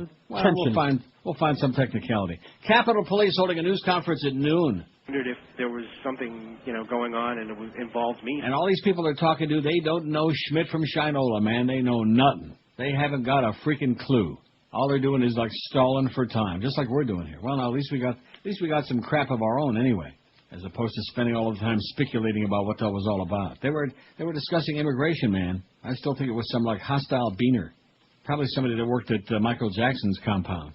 Oh, and speaking of more bad news from over there, might as well spill it all out here, huh? Why the hell not? Get it out of the way. Basra in the south of Iraq is beginning to splinter under increasing violence and sectarian divisions.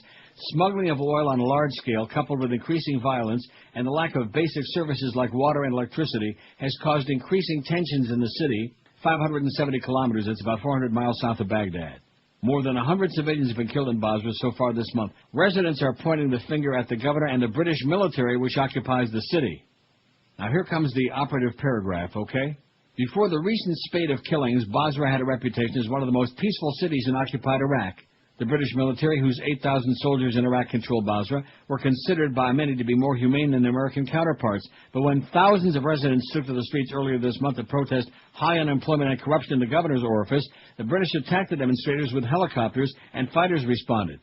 They shot down a helicopter. Assad Karim, president of the Iraq Oil Workers Union in Basra, told IPS. It was real resistance. They shot it down because the British were supporting the governor and shooting at the people in the demonstration. And the governor didn't stop the British from bombing the demonstration, and so that's his responsibility also.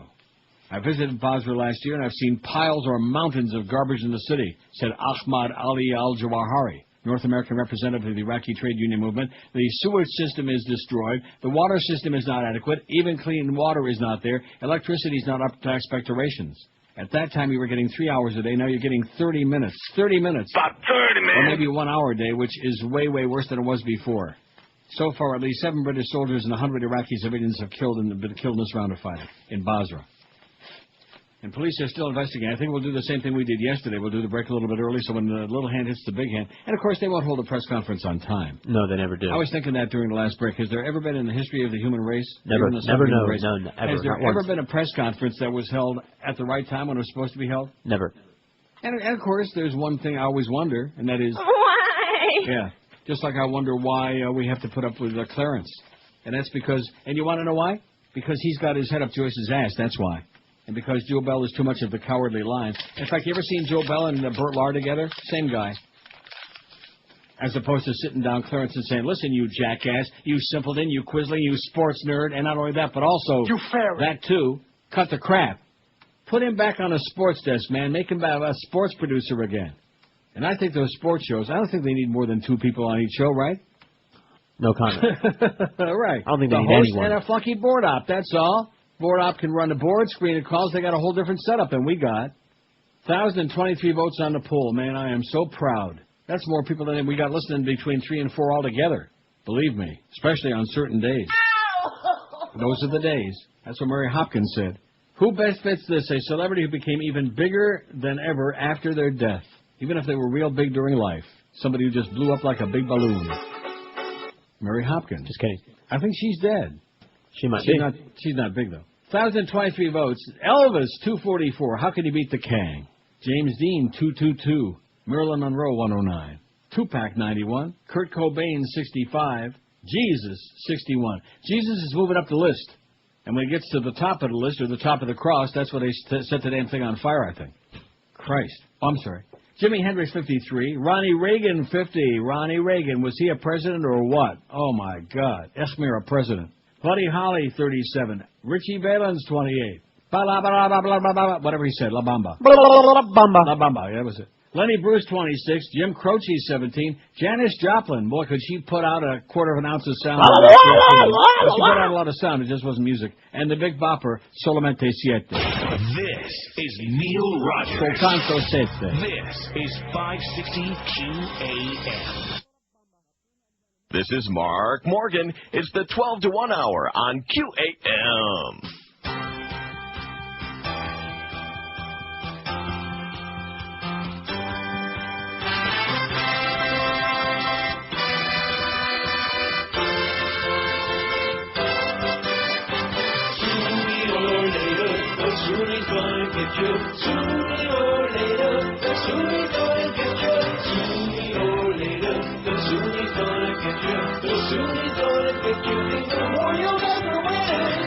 Resistance is what you'll find when you commit genocide with the blueprint of Nazi occupation. I rightly try to defend their home against us instead of the satisfactory serve retaliation. Sooner or later, the Sunni's gonna get you. The Sunni's gonna get you. Before you'll ever win.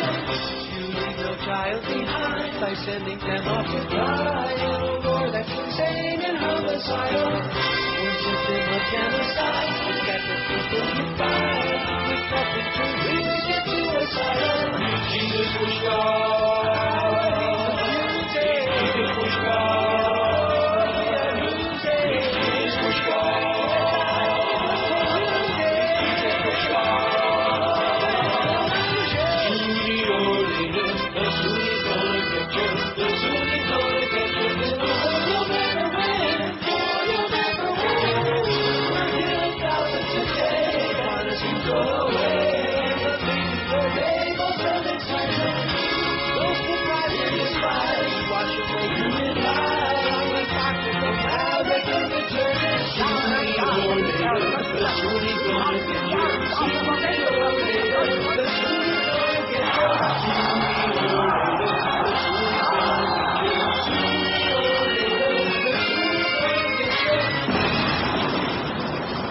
Trouble 1 at 560 WQAM. Oh, the sky's falling, man. They briefly reopened the Capitol buildings, but they couldn't lock them down again. No, damn exciting?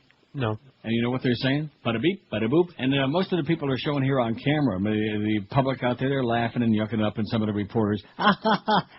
Right. Looks really serious to me. So anyway, speaking of really serious. Yes? I called that 800 number. And the guy didn't want to tell me who he was, so I said, is this an illegal operation? Is this a boiler room? What is this? Why don't you want to tell me who you are? And he goes, oh, no. We're the Dove Foundation. So I Googled him. Dove.org, and it's a censorship group like the AFA and the FFA and all those other Nazis. And the Parents-Teacher Television Council. Right, and they've got a list of Dove-approved movies that you can choose from. Well, who the hell are they? Well, they're the Dove Foundation. They've got a little online survey that you can take and reviews of movies and TV who the hell shows. is this bitch? We ready?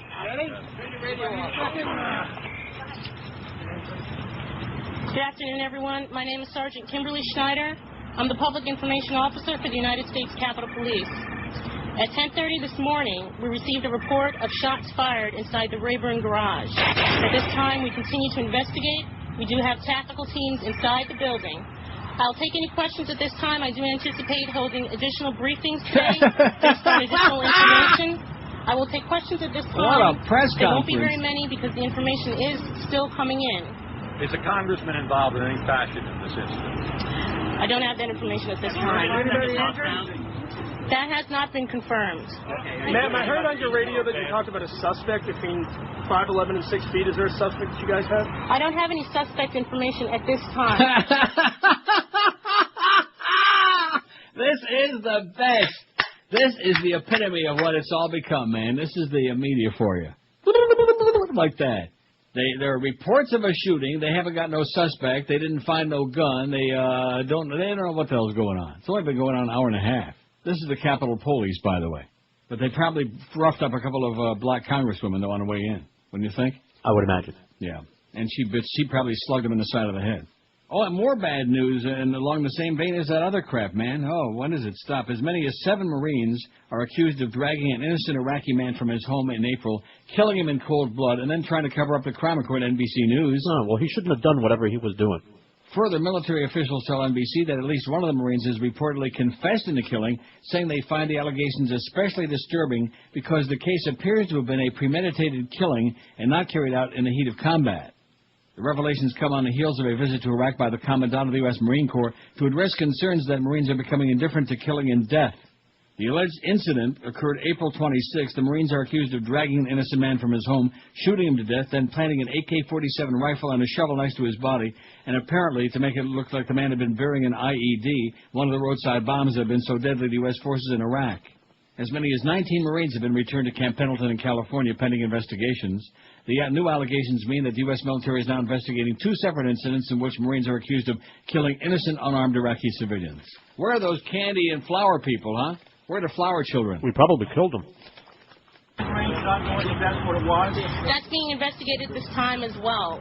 The Rayburn garage does house a firing range. What's the status of staffers currently in the Rayburn building? Staffers have been instructed to stay inside of their offices. They've been instructed to stay inside of the building at this time. I'm going to tell you, this is about as informative as a frog's fart in a windstorm, man. It's just incredible what we're gleaning from her. You know? Yeah. Oh, it's a press briefing, though. Yeah, and I'm sure we'll have many more of these same things. Good God. Good golly, Miss Molly. WQAM, hello. Neil. Yes, sir. How you doing, buddy? Okay, I'm hanging. All right, good. Hey, I was trying to call you a couple of days ago. They sell this thing over the counter called Mucinex that works really well for getting rid of the phlegm. Really? Yeah, I just thought I'd give you a little tip there. And a question for Now you. you tell me.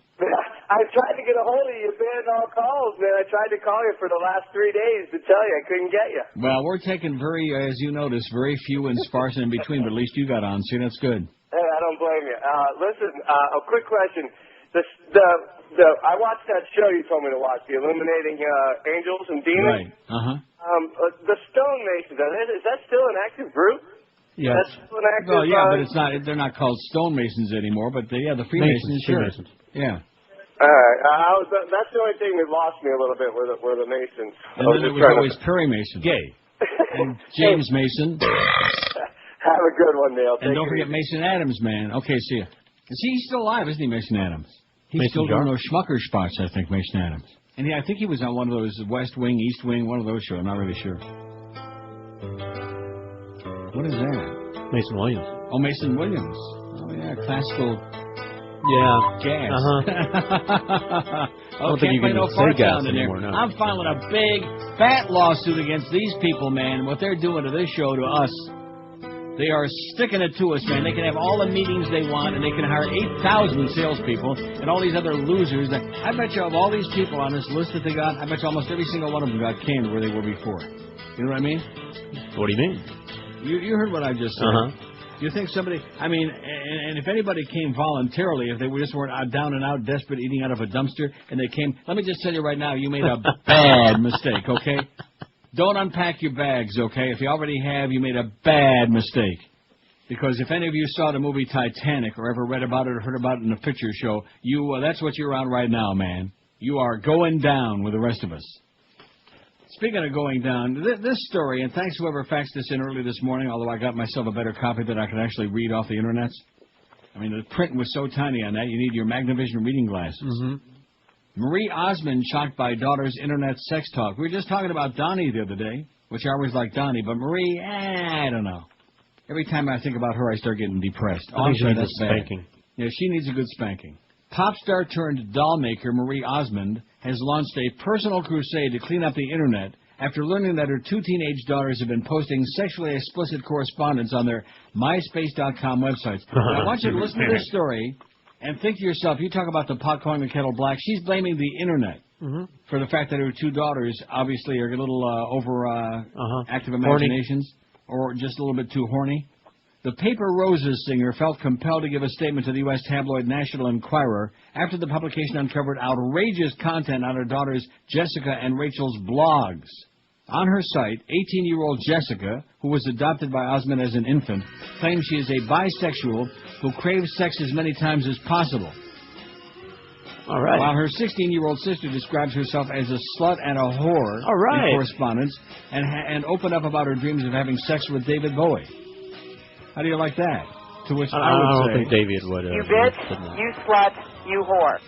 In her statement, Shocked Marie, a devout Mormon, says, I'm saddened by some of the choices our 2 children have made. The insidious potential for harm from adolescent internet sites like MySpace.com only exacerbates these kinds of problems. I don't think they say anything on there about, like, exacerbating. If my being a celebrity figure is good for anything, let it be as a voice of warning to other parents that no matter how protective we think we may have been with our children in the past, we need to become more knowledgeable and even more vigilant now in order to protect them. I don't understand at all. That sounds like that Gary Starner message this morning. Whatever he was talking about. No matter how sheltered and overprotective you raise your kids, they're going to do what they want to do anyway. Is that what she's trying to say? But that's not even the point.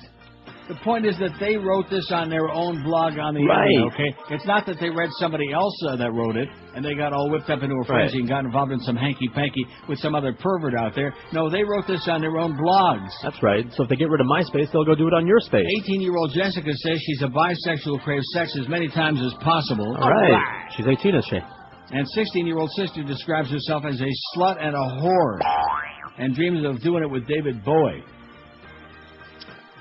Well, and Marie David says Bowie she's songs going to to her. clean up the internet. Maybe she even put her in touch with the Dove people to clean up their act. Wouldn't surprise me. Maybe they can just need to sit around and eat a few Dove bars. I'm going to give them her phone number. Yeah, that's a good idea. Put the Dove people in touch with Marie Osmond, and they can clean up the whole world together. And don't forget Tipper Gore. Yeah, tip her over. It's a long way to Tipperary. Bitch. Good God. Well, where the hell does it stop? I'll tell you one thing. It stops on this station at 2, because that's when we're going to get intensive. He lost the game last night, 92-88. They made a big comeback, and they still lost. Is that possible, Josh? They could have lost the game in Detroit? Oh, no. Could have. Or Josh leave? What? I'm right here. That was him. He wants to leave, but no, he's still here. He don't want to leave. He's having the time of his life. Although it's just not between these hours. 1,050 votes on the poll. 1050, man. That's looking pretty good. 1050 Chum, Toronto. 1050 WHN, WMGM New York, which later became WHN. And now I think that's the station that your boy was to fill in on. My boy. Your bald boy.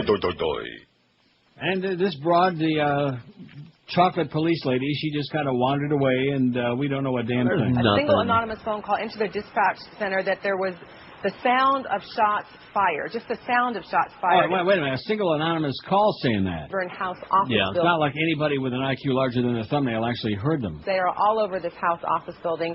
There's no suspect. Any kind of suspect. There's no nothing. There's no gun. There's no powder. What's in that armored car hanging around there? Huh? Look at that black armored car thing. Yeah, that's pretty fancy schmancy, man. The ladder. Wow. Makes me want to sing When the Caissons Go Rolling Along. I don't know why. Doesn't it make you want to sing that? How do you spell that? Police haven't identified anyone who did anything. Many tactical units are inside the building, and all of this based on one anonymous phone call saying that shots were fired in the parking garage at the Rayburn office building. Here's your tax dollars hard at work. The police say they're handling this as a very serious matter. Not just as a serious matter, but a very serious matter. Just like this Clarence business. Remember when Don Corleone got all whipped up about this Bazzini business? Right. That's what I'm pissed off about is this Clarence business, to which I say, we get Clemenza on the phone. Take care of all family business real soon. Joe Bell is a pimp. Yeah, that's Clarence right. all along. That's right. Joe Bell's just a pimp. It was Clarence Darrow all along. We should have known. 12:13. Call him up. Tell him I'll have lunch at Luigi's in the Bronx. And stick that piece behind the turlet. Hey, if you love boating, that's a given in South Florida. If you ever thought about buying a boat, don't do that, man. It costs you an arm and a leg, and that's where the grief just begins when you buy a boat. But if you want to get out on the water, have a great time, do the smart thing and rent by calling Club Nautico at 1-800-BOAT-RENT right now. Why would you want to pay the expenses of owning a boat when you can rent one totally hassle-free and save a lot of money, too? Join the club at Club Nautico. Call 1-800-BOAT-RENT. You'll be amazed just how easy it is. No docking costs, no expensive upkeep, no insurance, no hurricane preparation. With a boat from Club Nautico, it's totally stress-free and affordable, too. Call 1-800-BOAT-RENT. No getting the boat ready because Club Nautico does it for you. No cleaning up either. They take care of all of these things. At Club Nautico, just hop on your boat and go. When you're done pulling to the dock, get off, and just walk away, run away, and leave it all behind for them to clean up. They'll do it. It's that simple. Call Club Nautico at 1-800-BOAT-RENT. From unlimited boating to pay-as-you-go, from small boats to big yacht charters and everything in between. It's Club Nautico. Call 1-800-BOAT-RENT and let Club Nautico tailor a plan to fit your needs and your budget. Get on the water today the smart, the hassle-free way by calling Club Nautico and tell them that old Duff told you to call. Call 1-800-BOAT-RENT. This is Neil Rogers. This is 560 QAM. In the Banana Republic, baby. Only in Miami. Hello. Hello. Are you Buffalo Bill? Yes. I'm Catherine Harris. I'm scared, Mommy. Yes, I want to be your mommy and offer you all that's left of my skin. Mine. Go away. Yes. No. Oh, is that the basket? No. That's the basket where it puts the lotion. Now, Mommy! Satan is clinging to my sexual organs. Get out of the basket. I cannot allow you in my basket. It's falling off my bones. Mommy. I want you to have it. You're too ugly. You're so ugly, you make my skin all ugly. had adored sex affair with none other than Jeb Bush. No, that's far from excellent. I look more like a woman than you, Mommy. Here is a cloth I wiped on myself for you to keep in a special place. Don't touch me, Mommy. I'm jumping in my basket. Mommy. I enjoy the work of Jesus. I enjoy the work of Jesus. Jesus is my lover. See, that two women said that there was a man with a gun in the Rayburn gym. Maybe he was just working it out. Uh-huh. They said he had a dangerous piece. Something like that. Well, speaking of Catherine Harris, did you hear about her plane, by the way? No, I heard about her peanuts. An emergency radio station mistakenly warned that a massive volcanic-caused mud flow was headed for the flanks of Mount Rainier and that listeners in the valley below should run to higher ground. The emergency warning was broadcast Wednesday for nearly an hour on 1580 AM frequency in suburban Pierce County town of Puyallup. Or is that Puyallup? Puyallup. This is in Washington State. I don't know. Take your guess. Oh, look at that. They're searching the Rayburn gym for a possible gunman. So in a situation like this, the police, of course, have to take it seriously. Mike Brooks spoke earlier of that tragic event a few years ago where 2 Capitol Hill police officers were killed. The police have to take it seriously. What you often get... There's an ambulance there. What is he talking about? What are they doing in that ambulance? Local building somewhere you is can... there like a body in there? This is who are in roughly the same position, and sometimes you get 5... Or they just getting the bed ready. Now, what are they doing there? They're not doing anything. There's nobody in there. It's WUSA. I believe it might have to do with one of the women who came out of the gym who appeared to be upset. And as you said, that was the first time we had that Capitol Hill Police, instead of moving it in one direction. Well, maybe she swooned and passed out, and they stuck her fat ass on a gurney. Who the hell knows what that's all about? Nobody got shot. They got no shooter. They got no body. They got no guns. They got no nothing yet. But 2 ladies said, "Oh, there's a guy with a gun in the gym." Looked like a gun. I always told you beware those people hang out at the gym. Did I tell you that? You've always said. Authorities had no estimate on how many people heard the broadcast about the volcanic on a weak frequency or how many evacuated. Nancy Eldred heard it while driving in the Puyallup Valley and called her daughter Renee Hutchinson Tacoma. "I was in tears," said Hutchinson, whose 17-month-old son Ethan was in the car with his grandma. "I was shaking all over." Woman taken out of building on a stretcher a short time ago. Is on searching this building, is on putting things in place. So oftentimes there is a delay in reporting information from the scene back to the people who then pass it on to the news media. And Darren, as we discuss this, I want to go back to the scene and our Brian Todd, who I believe has some new information. Go ahead, Brian. Brian Todd? Brian, you... Yeah, I'm sorry, John. We just had a lot of commotion around here. I didn't quite hear you. I can add little bits of the earlier reporting that we have a senior law enforcement source telling us they're investigating these alleged accounts of a possible gunman near the gymnasium at the Rayburn building. But he also tells me that they're investigating the possibility that this might have been a plainclothes police officer that someone might have seen and gotten alarmed at. They again have no evidence of any injuries. They have no evidence. They have no signs of a. See, there you go with these hysterical women. What did I tell you about hysterical women? You know. I know they about get $500 on the wheel, of fortune on the wheel, and they're screaming and shrieking like they're being sliced up by a Ron Popeil Vegematic. Jesus Christ. How do you like that? All this simmers because a couple of over-emotional, hysterical women, one of whom evidently swooned, and they had to drag her ass out of there on a stretcher and put her in the ambulance. Just discussing, this is often what happens in these cases. Everyone in the Capitol complex, of course, has been put on alert. A man in gym may have been a plainclothes officer, okay? Wouldn't you expect a plainclothes officer to have a gun? I would imagine. Huh? Dumb bitch. Anyway. There she is. What? Stretcher woman, there she goes. Oh, there she is. Oh, no. What they see, obviously, but they don't know how to don't quite go making any context assumptions as all this unfolds. And what, you think it's a racial thing? Information along as we get it, which is why we continue to say, even as we report what sources are telling us, there is no confirmation. Well, it's Washington, D.C. There's, other than people in Congress, there's no white people there. This is true. After Hutchinson warned co-workers, about 30 people started frantically calling their loved ones. Some called their children at schools in the Puyallup Valley and told them to leave immediately, if not sooner.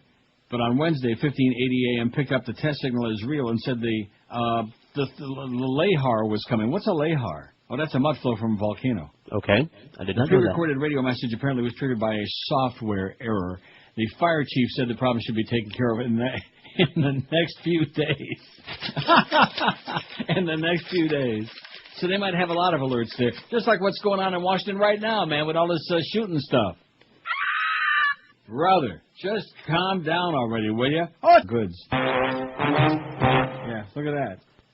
In fact, my thing just froze up. Right, yeah. We're having issues here, too. Are you really? Yo. Don't tell me our website just went down. Our website just went down. I can't get that baby back up again. Let me just see. Let's just see if this thing works. Have you tried olive oil? QAM. Neil? Yes, sir. Yes. Hey, the next time you go to Berlin, they're opening the brand new main train station today. Yeah. Well, yeah. I mean, basically, you're not going to go through the zoological garden station anymore.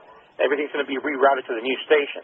I don't understand what that means. I don't go to Berlin on the train. Oh, you don't? Oh, I'm sorry. No, I thought you took the train. Don't be sorry. I mean, I could go there, but it would take me forever and a day. I go from Amsterdam. I fly to Amsterdam, then I take a plane that's less than an hour from Amsterdam to Berlin. No, understood. Oh no, I thought you went like either from Frankfurt or from Cologne to Berlin. That's why I was from Frankfurt to Berlin. That's a long schlep, man. And from Cologne to Berlin, that's like take me about 8 years.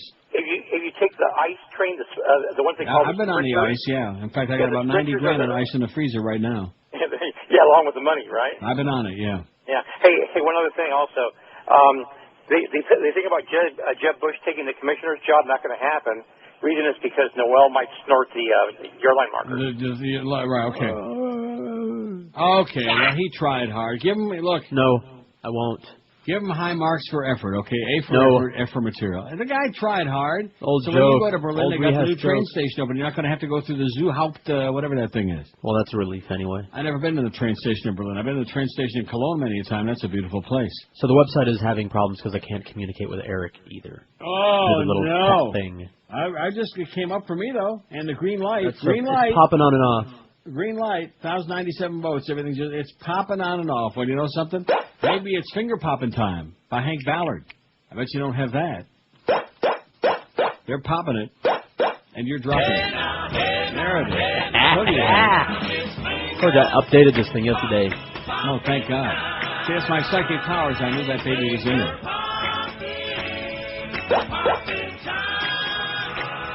Okay, that's enough of that. Hank Ballard, by the way, who wasn't Hank Ballard in the Midnighters? Did he write the twist?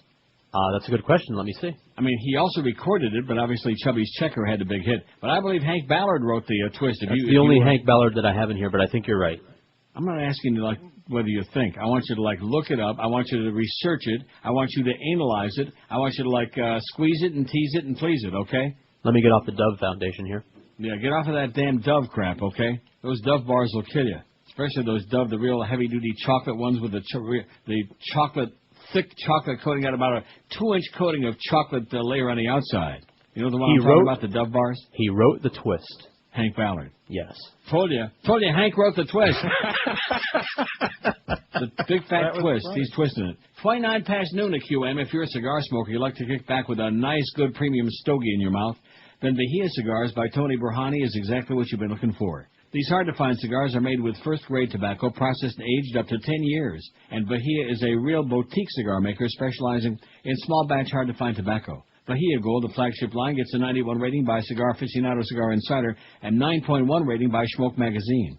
This rich-flavored, well-balanced, full-bodied Nicaraguan cigar's got earthy hints of dark roast coffee. It's got chocolate, spice, and pepper flavors. Also be sure to try the Bahia Deseo, the hottest release cigar in the last 10 months. It gets a high rating of 91 by Cigar Aficionado Cigar Insider. The Deseo is a powerful cigar. It'll just tear your kishkis out, man, and all the internal linings of your stomach. With complex notes of leather, earth, and pepper, the finish is long and full-bodied with additional spice and a note of charred wood.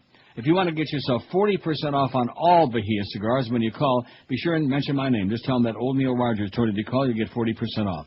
1-800-35-BAHIA. That's the number to call. 1-800-35-BAHIA.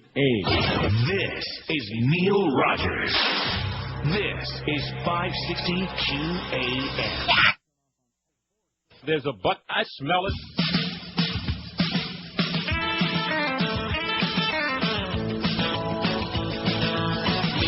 Hillary from Arkansas, Hillary from Little Rock, Arkansas. Got the idea from Tiffador. Moved to New York and run for senator. All through the state, people shout your name. Hillary! You will never beat Giuliani. No, sir! The idea seems so silly.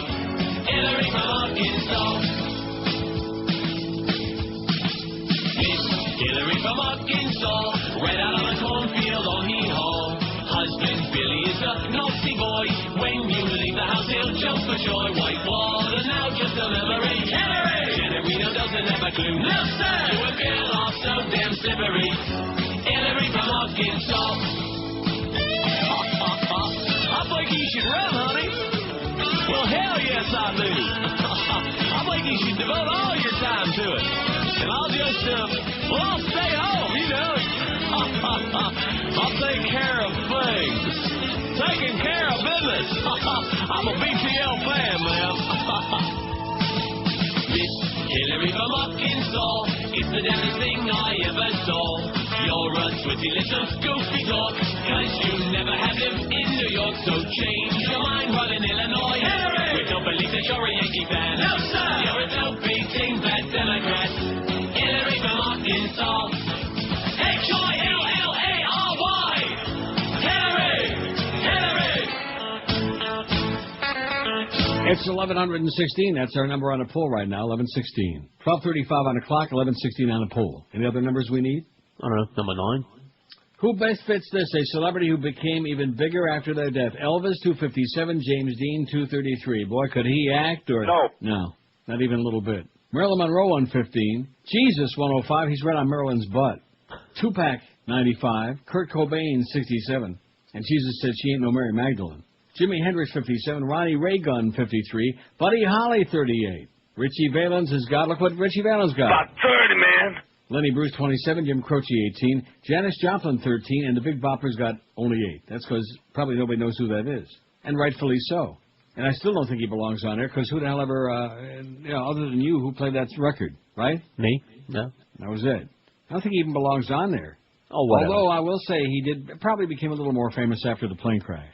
Probably. What about Patsy Cline? Is she dead? What? I don't know died from in the these plane crash a long time Did ago. she? Are you crazy? I don't know from Patsy Cline. Get out of here. I know the songs, but I don't know about her life. Yeah. Well, she died in a plane crash, poor Pasty Klein. Oh, look at this. Capitol Police hold a news conference at 1:30. All right. To continue to tell us that nothing happened listen to here. that. I go to pieces. Especially when your plane blows up.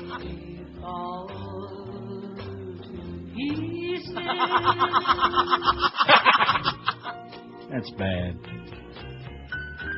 Oh, look at this. Capitol building reopened after another lockdown. It's reopened.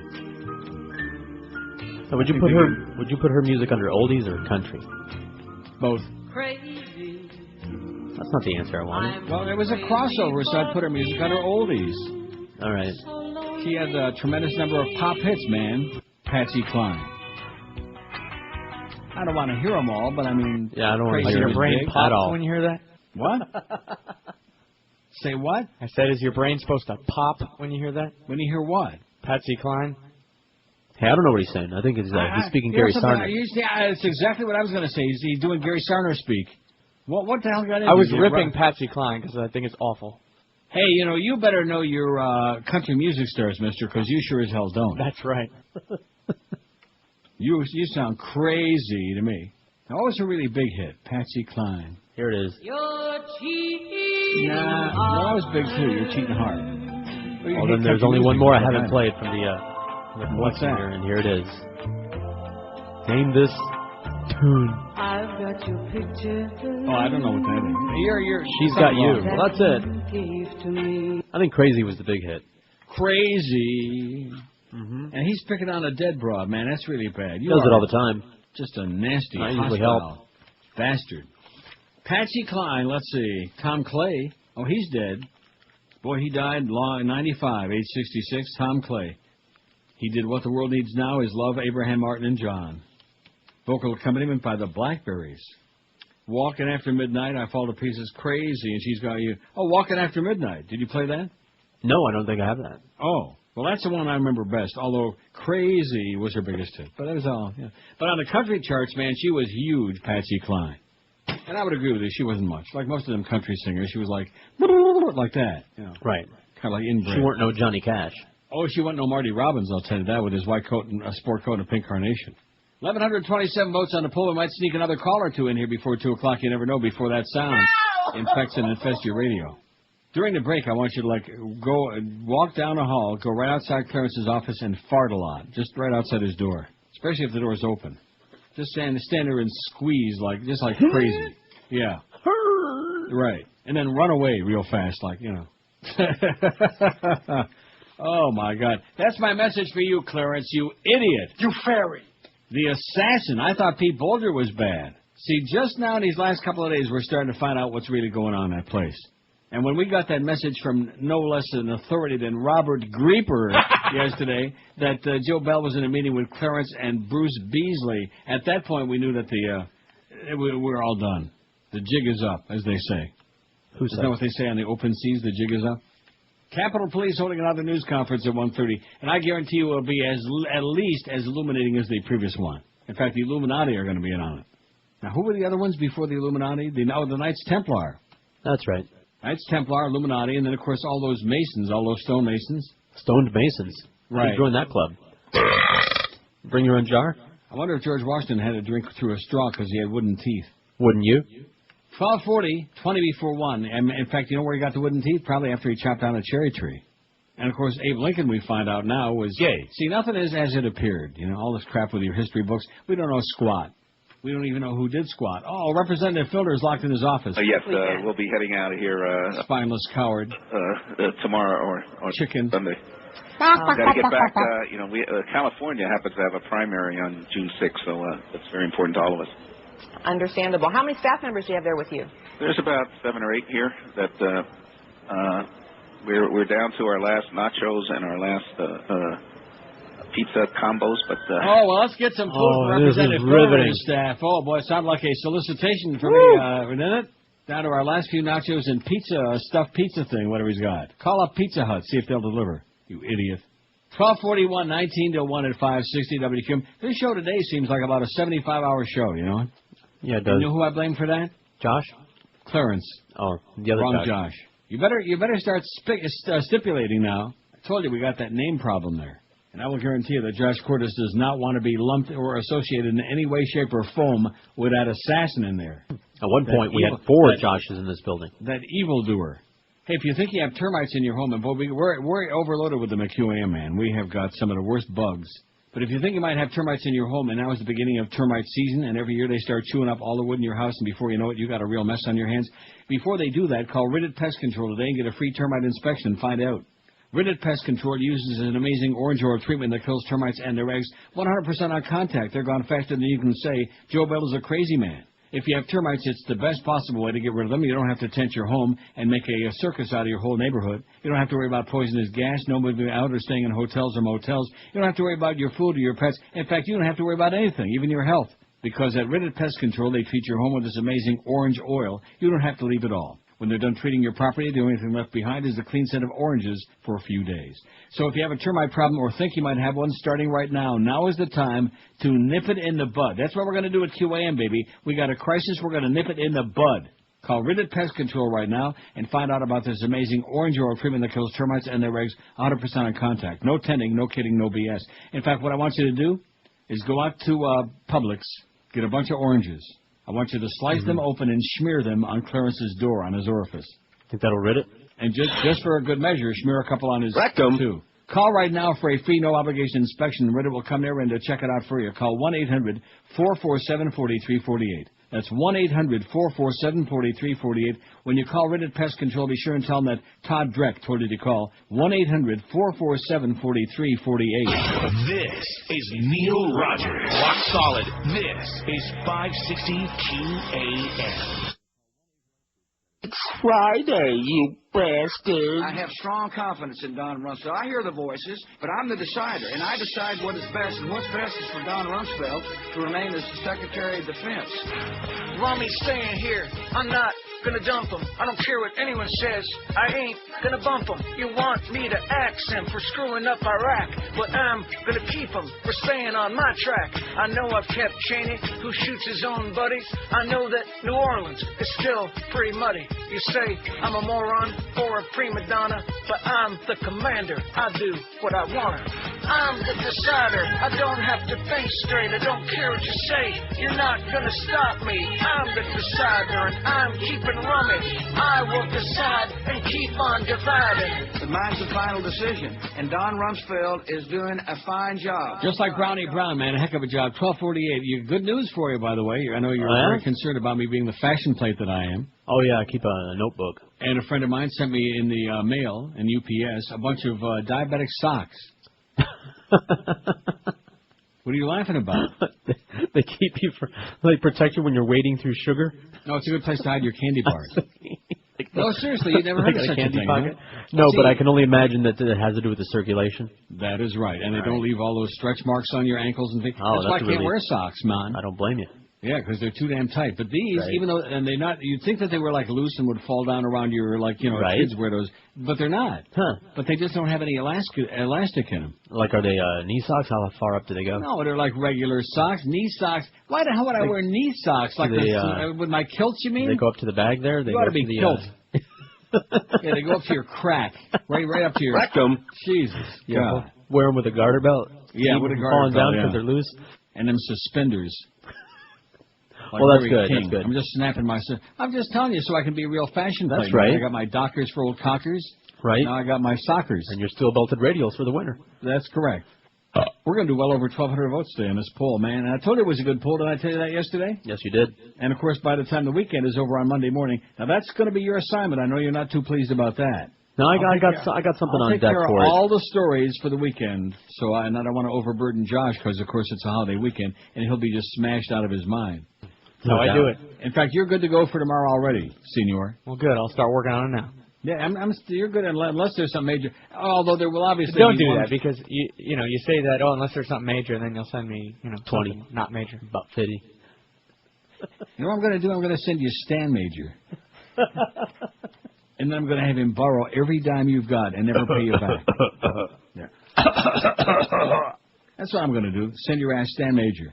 No, I started to say there will obviously be at least one more story about this breaking news now, about this gun situation there in the Capitol. Problems in the government, and at the end of the hearing, the chairman thanked all of us and then informed us we couldn't leave the room. Oh, it's Professor Jonathan Turley that they keep schlepping out all the time there. He's testifying at this hearing, and they're all locked in there. I wonder if he's kidding to Bob Turley. Look at them all. For the There isn't one of them that doesn't have their phone glued to their head. Oh, the yeah. crisis, I'm stuck in here. And then the congressman from California giving us the sob story about they're down to their last few tacos and pizza shells or whatever. Oh, man. Poor baby. Yeah, poo-ba-boo. Yeah. We'll deliver some takeout for you, schmuck. That's right. You jackass. Call Howie's for him. Yeah. Probably God only knows what they're doing locked in that room. Oh, we know. If the You cameras get a bunch weren't of on. Congress people and their staff locked in their room, man. God only knows, and even he's blushing about it. What the hell they're doing?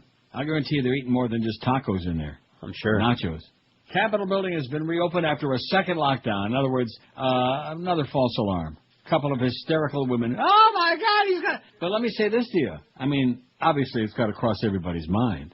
If the person they saw with a gun was a plainclothes cop, wouldn't that person have identified itself and said, everybody get out of here, there's no problem, false alarm? They probably didn't freak out, like, in his presence, lest they be shot, They probably went to another room and then freaked out. They probably ran out of there and That's freaked out right. and then made that phone call. I say those broads ought to be on death row right now. I'll pull the switch. Okay.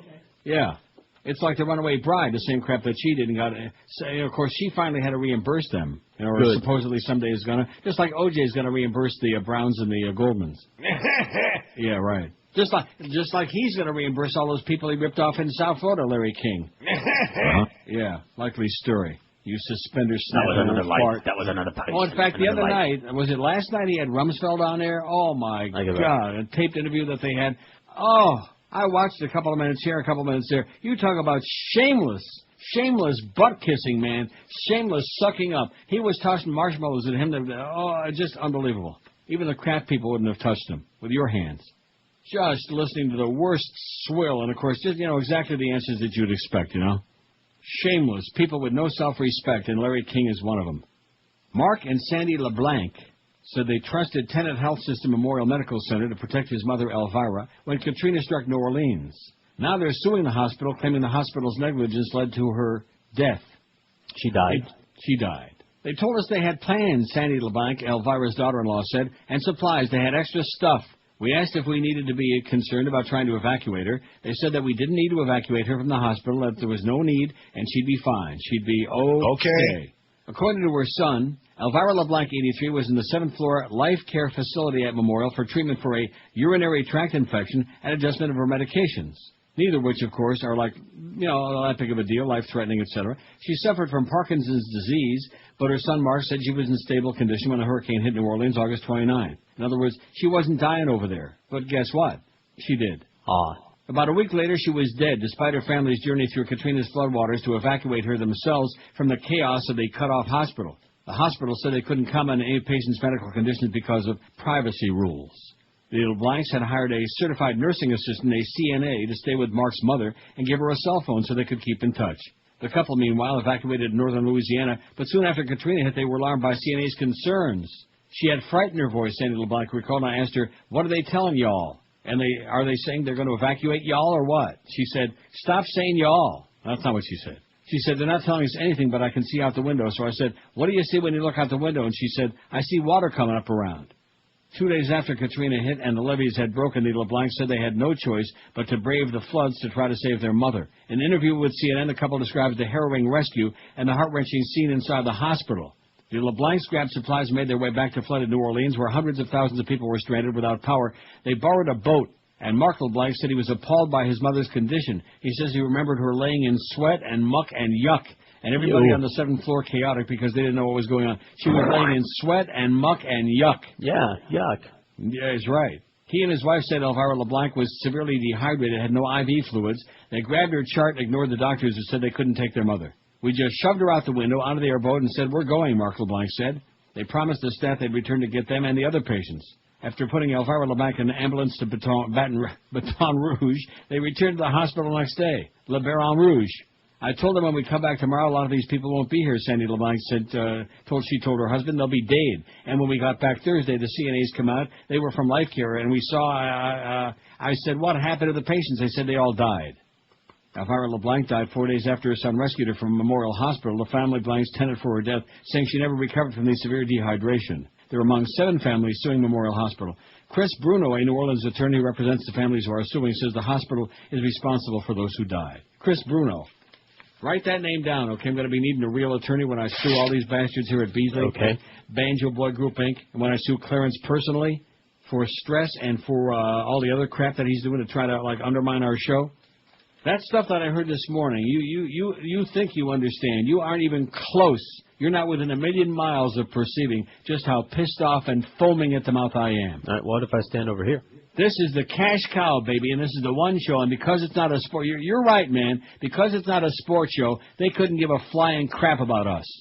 If it was up to them, they'd find a way for me to do a show without either one of you guys. Yeah. In fact, they'd find a way to do a show without any of the 3 of us. That's right, without you, too. Just That's the numbers. Right. If they could have the numbers without having the pain-in-the-ass people That's involved. Right. That is correct. With their sports, with their jock-sniffing mentality, man, a bunch of overgrown little children. Even VUM would be embarrassed to have them on their staff. Even Mike Rosenthal wouldn't talk to them. Bunch of quislings. Bunch of simple little fairies. 12:57 at QM, Capitol Hill Police, another big press conference at 1:30 about nothing. Nothing. Maybe they'll tell us what happened to Chandra Levy. Who? Exactly. Hey, Is that what's the better chicken than Aruba? staying cool in that hell house? Yeah, what is a hot house? Is that like a greenhouse where they grow flowers? Yes, Huh? greenhouse. Like the one in The Hand That Rocks the Cradle. Remember that? That's right, and where Kurt Cobain blew his brains out there in that movie. And I still say that Rebecca De Mornay looks like a slightly more attractive Hillary Clinton. Not much more, but slightly more attractive. You're not far off. What's better than staying cool, comfortable all summer long and all year long in South Florida? How about getting an instant $1,200 cool cash rebate on the world's smartest air conditioner, the 5-star edition of the Carrier Infinity system? You can get this fabulous system in town from Royce Air and Heat, where they've been taking care of Tri-County area families for 3 long, amazing generations and doing a stupendous job of it, too. As a Carrier factory authorized dealer, Royce guarantees your 100% satisfaction. And that guarantee is backed by Carrier, the people who invented air conditioning in the first place, and now have come up with something new and even more exciting, the Carrier Infinity system. This one performs a daily diagnostic check and then adjusts itself to make sure that you're getting maximum efficiency from it.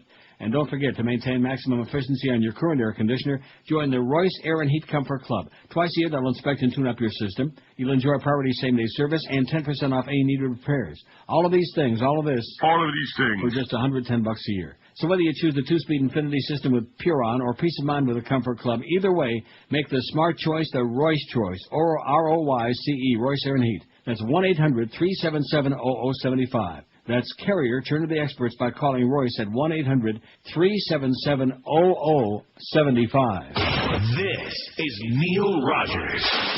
This is 560 QAM.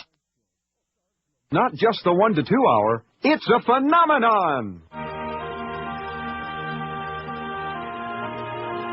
I'm dying over here.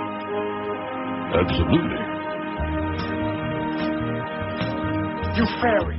Anybody here seen Jack Abramoff in his orange jumpsuit and fedora? He screwed a lot of people, but thieves sometimes get caught. A god in varieties, neocon.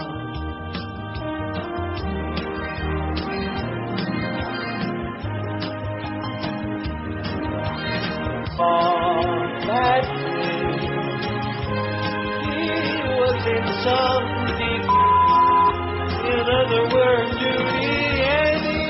Anybody here, please take your time today.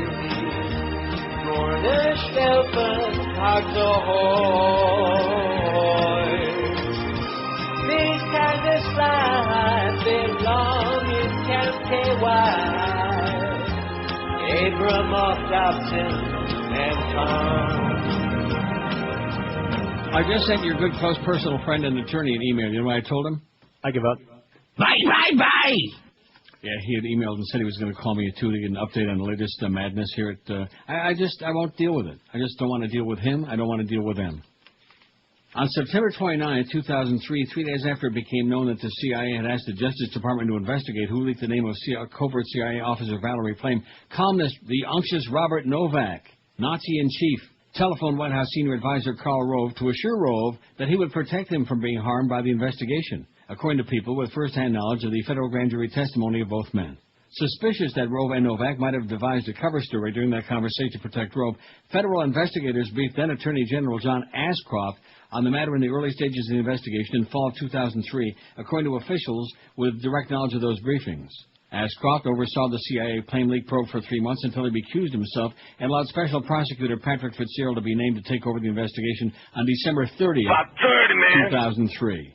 Sources said Ashcroft received a special briefing on the highly sensitive issue of the September 29th conversation between Novak and Rove because of the concerns federal investigators that a well-known journalist might have been involved in an effort not only to protect the source, but also work in tandem with the president's chief political advisor to stymie the FBI. What was I telling you about how Bob Novak belongs on death row? I agree. Rove testified to the grand jury that during his telephone call with Novak, the columnist said words to the effect, "You're not going to get burned, and I don't give up my sources," according to people familiar with his testimony. Rove had been one of the 2 senior administration officials who had been sources for the July 14, 2003 column in which Novak outed Plame as an agency operative. Rove and Novak had talked about Plame on July 9th, just 5 days before Novak's column was published. He was the pimp, man. He was the pimp. Just like Joe Bella's the pimp. Yeah. By the way, Clarence, yes. If you should hear something like and the line go dead, it's because we're going through a really severe thunderstorm right now. Too bad. Just thought I'd warn you. If I had the line go dead, I'll just get out of here. Okay. I'll just bail out. 1,179 votes. We're going to do well over 1,200 on the poll today. That's pretty good, huh? That's a pretty good feather in our cap. And, of course, who the hell is around now anyway? It's Memorial Day holiday weekend, right? Right. Everyone's bugging out. Everybody's getting out of town and good, be safe, have a good time, get out. You too, Norma, go away. Don't be calling me. I just told him I'm not going to answer the phone at 2 o'clock. He's going to call me at 2 and and just ruin my life that much more and get me all agitated. I don't want to do it. I don't want to rehash all that. In addition to which, after the horse is already 7 miles down the road, you know what I'm talking about, dragging your feet and just letting things drag on and get to a point of just absolutely insanity. Just forget about it. I know I sure will. Come 2 o'clock, I'm forgetting about it till Tuesday at 10. Now wait till you hear this story. Imagine an invisibility cloak that works just like the one that Harry Potter inherited from his father. Did you see this story? No. Researchers in England and the U.S. think they know how to do that. They're laying out the blueprint for developing the exotic materials needed to build a cloak that will make you invisible, just like Ray Milland. Although I don't think it was Ray Milland. I've been doing that for years. Claude Rains, the Invisible Man. Why do I keep saying Ray Milland? I don't know. You got a brain fixation, something. Oh, wait a minute. Now, what's his fax? Oh, it's a schedule for next week. Oh, boy, I wouldn't plan that far ahead. It sure took a long time. I beg your pardon? Put that in there a half hour ago. Well, it's just coming over right now, man. Oh, in fact, out of paper in that machine, man. Oh, no. One moment, please. Oh, no. Okay. There we go. Okay, you don't need any of that stupid-ass music. I'm right here. Everything's under control. Look at this. Monday, George, 10 to noon. Oh, my God. Orlando, noon to 4 at Kendall Toyota. Your old alma mater. Without Mark Jacobson, you can be sure of that. And without Don Cox, you can be very sure of that. Rest in peace. You see that? I see it. And then what do we got the rest of the week? Look at that. What did I tell you? Every single day next week, Tuesday through Friday, from 2 to 4, we got... And you want to know why? That's just a personal zets to me is what that is. Just a personal shot. But you know something, Clarence? Let me say it again. And I've said this before, half kiddingly, half seriously. He and I are done. Finished. Finito. There will never be another verbal exchange between that creature, that piece of walking turd, and yours truly. Under no circumstances. You can mark it down. You can mark down 109 on Friday, May 26th. And you could write it in blood. You can contact the Illuminati. Okay, anyway, can I get back to the story about the invisible cloak? Please. The keys are special man-made materials, unlike any in nature or the Hogwarts School of Witchcraft and Wizardry, intended to steer light and other forms of electromagnetic radiation around an object, rendering it as invisible as a hole in space. You ever see an invisible hole? Yeah, actually. You fall right into it without even noticing. Yeah, that's what Duff said. Rectum. Is it science fiction? Well, it's theory, and that already is not science fiction. It's theoretically possible to do these things, but what's standing in the way is our engineering capabilities, said John Pendry, a physicist at the Imperial College. Details of the study, which Pendry co-wrote, appeared in yesterday's online edition of the journal Science. Scientists not involved in the work said it presents a solid case, rock solid, for making invisibility an attainable goal. All right. Pendry and his co-authors propose using metamaterials because they can be tuned to bend electromagnetic and visible light, for example, any direction. Do you understand this? Yeah, more or less. It's sci-fi stuff. Huh? I'll believe it when I don't see it. Like a river streaming around a smooth boulder, light and all other forms of magnetic radiation would just simply flow around it, continuing on as if it never bumped up against an obstacle. That would give an onlooker, right, what does it say? Well, there's something missing here. Right through the cloak with everything tucked inside, concealed from view. How do you like that? They're concealing it from view. Yeah, you're right. Sounds like a bunch of hocus-pocus to me. And who the hell cares about Harry Potter anyway, except a bunch of stupid little punky kids. I think Harry Potter is evil. I think that the Antichrist is involved in that. I'm going to call that Dove Foundation. Call the Dove Foundation and tell them before they worry about any TV programs, they ought to take care of that little bastard Harry Potter. Hey, Harry. You fairy. Yeah, rhymes with Harry. Piece of crap. Yeah, I think today we have reached a watershed moment in the history of this show. Speaking of that thunderstorm? Yeah, that's what, God is pretty pissed off, man. He's pissed off at Clarence. Wouldn't surprise me if a bolt of lightning goes right up Clarence's rectum between now and like 5 this afternoon. If I was him, I'd be real nervous next time I started my car. You know what I mean? I'll hand him a lightning rod. Yeah. Wouldn't be the first time. Who best fits this? We have 1189 on the poll. Will be over 1200 in the shake of a lamb's tail. Not two shakes, one shake. Who best fits this? A celebrity who became even bigger after their death. No matter how bigger they were during life, even bigger after death. Elvis, 273. James Dean, 238. Those two seem to be off to the races together. Jesus, 135. Jesus was making a big move, and then he kind of got stalled. Marilyn Monroe, 116. Tupac, 100. Kurt Cobain, 69. Jimi Hendrix, 60. Ronnie Reagan, 57. Buddy Holly, 39. Richie Valens, 33. Lenny Bruce, 27. Jim Croce, 19. Janis Joplin, 18. 13. And the Big Bopper, 11. See, after I said he didn't belong on it, then they started voting for him. Just to make me look bad. That's right.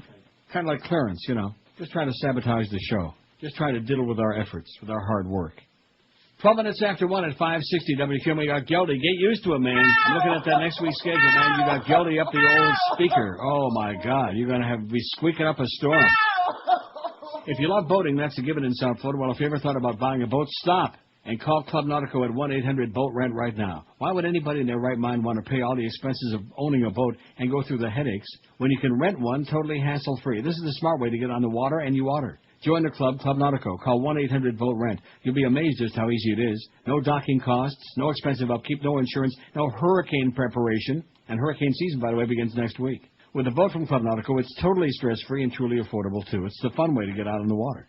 Call 1-800-BOAT-RENT. No getting the boat ready because Club Nautico does it for you. No cleaning up either. All of these things. At Club Nautico, just hop on your boat, go have a wonderful time. When you're done pulling to the dock, get off and say, hey, you take care of it, and walk away. It's that simple. Club Nautico, 1-800-BOAT-RENT is the number to call. From unlimited boating to pay-as-you-go, from small boats to yacht charters and everything in between, these are the peoples you want to be talking to, Club Nautico. Call 1-800-BOAT-RENT and let Club Nautico tailor a plan to fit what you need and your budget, too. Get on the water today the smart, the hassle-free way with Club Nautico, 1-800-BOAT-RENT. This is Neil Rogers. This is 560 QAM. You bastard.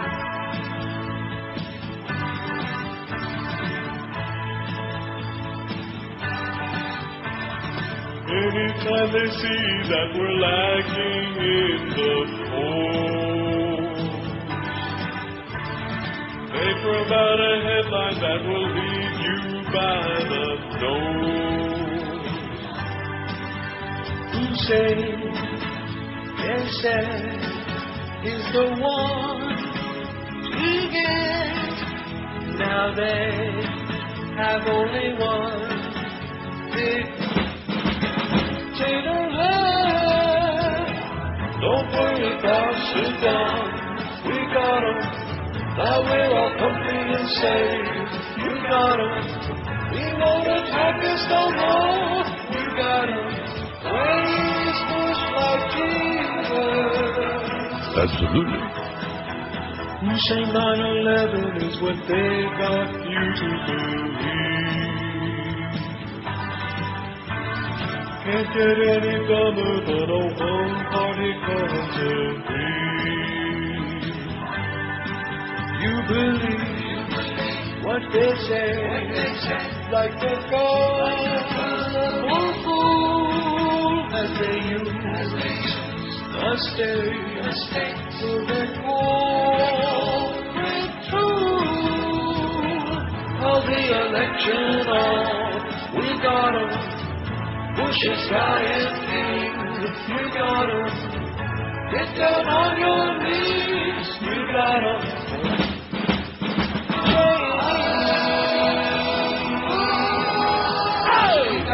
119 at QAM. Geldy coming up at 2. Get used to it. I think basically what they've done is given it to him, and they just don't want to announce it yet. I think you're right. Yeah. I think that's basically what it boils down to. What they wanted to do in the first place. Of course. And we keep taking these polls, and the audience makes it very overwhelmingly clear that they don't want to hear that sound. That's just your audience, and what do they that's know? Correct. That is correct. Tiny. I mean, my small audience. Thimble full of people that they can rot. Let me say it again. They should rot, and they will rot. So anyway, here's a little bit more. I mean, I realize we have this very important press conference coming up from the Capitol Police at 1:30. A staffer for Congressman Kingston, Republican of Georgia, was taken to the hospital during the Rayburn lockdown. The statement from Rayburn's office seems to confirm reports that staffers encountered a man they believe to be armed in one of the building's gymnasiums. A statement from Kingsman spokesman David Al follows. Al, whatever his name is. This morning, a member of Congressman Kingston's staff was in the House staff gym when the Rayburn House office building was put under lockdown due to alleged gunshots. Under guidance of law enforcement officials, the staffer was taken via ambulance to the hospital. She was not injured or shot, just a little shaken up under the circumstances. We've been in contact with our colleague, and she's doing well. Congressman Kingston's aware of the situation. He's encouraged us to remain cooperative with the Capitol Police as they work to resolve the situation. The House staff gym is on the second floor of the parking garage in the Rayburn office building, which is 5 floors below Congressman Kingston's orifice. How do you like that? So that's it. That's what it's all about so far. No shooter, no body, nobody got shot, no blood, no nothing. A Zogby Interactive poll finds that U.S. voters are more distrustful than ever of political and corporate leaders. Only 3% believe Congress is trustworthy. 7% think business leaders are. Only 24% say President George W. Bush can be trusted, and 29% trust the courts. The poll was commissioned by Jim Lichtman, an ethics specialist whose latest book is What Do You Stand For? 3 out of 4 respondents said they trust politicians less than they did 5 years ago. 3 out of 4. 75% of those polled said their friends, neighbors, and coworkers are trustworthy, and an overwhelming majority, 97%, described themselves as trustworthy. Right. Oh, right. I guess we never worked with those people, huh? No, they got a great sense of humor, though. I'd like to meet them. What a bunch of clowns. Oh, wait a minute. To the shooting at the U.S. Capitol back on July 24th, 1998, and when 2 Capitol police officers were killed. We don't want to hear about 98, like okay? We want to hear about right now. Again, anywhere on Capitol Hill, and that's the reason they're taking the abundance of caution. They're just making sure that they cross all the T's and dot all the I's and make sure that everything is searched before they give the all clear. Mike Brooks, thanks so much. Bada-beep, bada-boop, bada-bop. There ain't nothing going on. Now, speaking of things going on, when you hear this, I keep asking myself, 2,500 innocent people and plus the thousands, tens of thousands, maybe 100,000 Iraqis. Who's innocent? They shouldn't have all attacked. dead for this? Gunmen in Baghdad killed the coach of the Iraqi national tennis team and 2 players. You want to know why they killed them? I don't know. Wrong religion? Reportedly for wearing Western-style tennis shorts. An Iraqi Olympic official said today. The coach, Hussein Ahmed Rashid, was murdered along with 2 of his players outside his home in the capital's southern Al-Saidia neighborhood yesterday. A witness who asked not to be named said the shorts-clad tennis players had just left some laundry at the cleaners when gunmen stopped their car and asked them to step out of the vehicle. When 2 did so, they were shot in the head. The 3rd person was then dragged from the car, thrown on the bodies of his teammates, and shot as he lay on the ground. The gunmen then kicked the corpses before stealing the car and making their escape. He added that fundamentalists have been distributing leaflets recently warning residents of the area not to wear shorts. Don't wear shorts, or bada bing. The incident was the latest of a number of recent attacks targeting athletes in Iraq. Last week, 15 members of the Iraqi taekwondo team were kidnapped between Fallujah and Ramadi, west of Baghdad, as they returned from a tournament in neighboring Jordan. Their abductors have since demanded $100,000 in ransom. In February, a former Iraqi wrestling champion was gunned down in front of his family in the southern port city of Basra. But don't wear those shorts. I bet you don't have that song. Short shorts. Who the hell did that? The teens, the something teens. Short shorts, probably. Who wears short shorts? Do you remember that song? Yeah, I do. I'm looking for it. I'll look it up in the book. No, I got short You don't got people. it. Well, that's fairly obscure. You know, I bet you Chicken Neck remembers that, though. Who wears short shorts? Shorty Swing My Way. What the hell is that about? I'll tell you who don't wear the short shorts is the Iraqis, baby. You don't wear the short shorts or bada bing. Well, let's see. Short shorts. Oh, my God. There's a song. I can't say it on the air. The Royal Teens. Yeah, I told you it was some teens. 358 short shorts. There was a song, 1995, by 20 Fingers featuring Gillette. And I can't... Short man. Okay? What's the word in the middle? Begins with a D. As in Cheney. Sure as hell can't read that on the air. No. We'll get Joyced, we'll get Clarence, we'll get Bamboozled, we'll get, Finded, and all kinds of stuff. 26 after 1. Now, let's see that press conference coming up. I'm sure that... Incremental update, John. I just talked to a top law enforcement source who says that they are winding down the search. This source tells us that they are almost finished. Nobody got shot. There's no body. There's no blood. There's nothing going on. Just a couple of hyperventilating women just getting all hysterical. Oh, my God, somebody's got a gun. And, like that. God. They swooned. Exactly. They swoon rhymes with moon. 26 after 1 at QM at the Melting Pot. Wow, fondue will make you forget about all your tourists because fondue becomes a memorable 4-course dining experience where it can really dip into some fantastic goodies. You'll enjoy a variety of unique entrees and special Melting Pot dipping sauces. You'll start your dinner out with the Melting Pot's renowned cheese fondue, served with 3 different breads, Granny Smith apples, and crisp veggies. In fact, stick your thumb in a cheese fondue and just suck on it all day long. Next, a choice of salads, all with the Melting Pot's homemade dressings. Your entrees include lobster, filet mignon, shrimp, Cajun seasoned chicken, pork, portobello shrooms, duck, and more cooked in oil or broth. And the Melting Pot dipping sauces are like nothing you've ever had before. That's how good they are. And for dessert, beyond description. No matter how good your verbal abilities may be, you can't describe how great the chocolate fondue is. You have to taste it for yourself. Dip your fresh fruits in that chocolate fondue, your strawberries. Dip your banana in there, your pineapple, too. And your cheesecake and brownies topped off with tasty marshmallows rolled in crushed Oreos and graham crackers as well. There are melting pots all over town. Why not take the whole gang for a real treat this weekend to a melting pot? Not just another restaurant, but a real experience. There's a pot in Fort Lauderdale, Coral Springs, Boca Raton, in North Miami Beach, Cooper City, and a melting pot in prestigious Kendall, too. This is Neil Rogers. Rock solid. This is 560 QAM. Where you won't go to hell when you die. Woo! Jesus land, Christian Park, where ignorance and hatred thrive. Oh! Ride the whole roller around. The only roller coaster that never goes down. Riding Armageddon where the hand of God reaches through the clouds to rip all your clothes off. Bang, bang, bang, shoot the bright killing you. Bang, bang, bang, abortion doctors do. Shake and bake, you dogs are fun to beat. While getting bundled by a cartoon character priest. Our Father that art in heaven, help us answer all voices in our head. We got our Nikes on, we're waving our snakes for Armageddon. When you come, you take us away. March, march in a bush Nazi parade. Cool off with a Lucy Great Diana Kool-Aid. Ignorant dicks who want to get their kicks. We put the fun in fundamentalists. Pray to the Lord to forgive you with your choice of fleshly appointed views. Head on down to the revival show. Just burn a Billy, heroin, drink and blow. Jesus land, Christian Park, where you won't go to hell when you die. Jesus land, Christian Park, where ignorance and hatred thrive. You ferret. Okay, so we're still awaiting breathlessly that latest Capitol Hill news conference by the police. Aren't you breathless about it? There's that bitch, that Kira Phillips, man. Oh, brother. Can't we get her in Dana Bash, get him in real tight right now? Him? CBS Corp said today that Sirius Satellite Radio will pay CBS $2 million as part of the settlement of a lawsuit against Sirius and the self-described king of all media, Howard Stern. In the statement, CBS said the payment is related to the transfer of rights to the recordings of the Howard Stern show.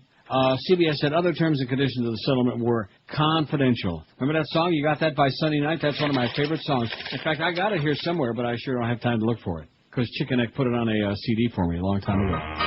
Oh, no. I can't believe this. Oh, my God. It's on Dot Records, as in what's Dot?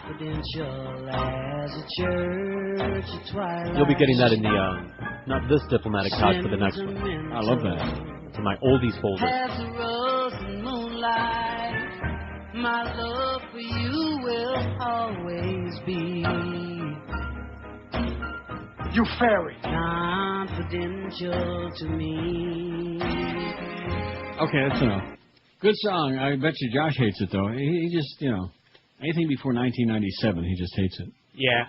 That's why I'm going to watch In the Shadows of Motown, because I just hate everything. I'm still waiting for you to watch it. Don't I'll watch it this weekend. You're gonna, you should, you might have, you could have. I'm a busy man, okay? I'm going to watch it this weekend. No, you're not. Yeah, I am.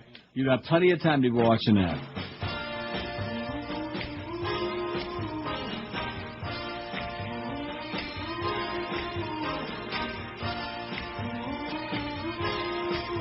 Just to get him in the mood.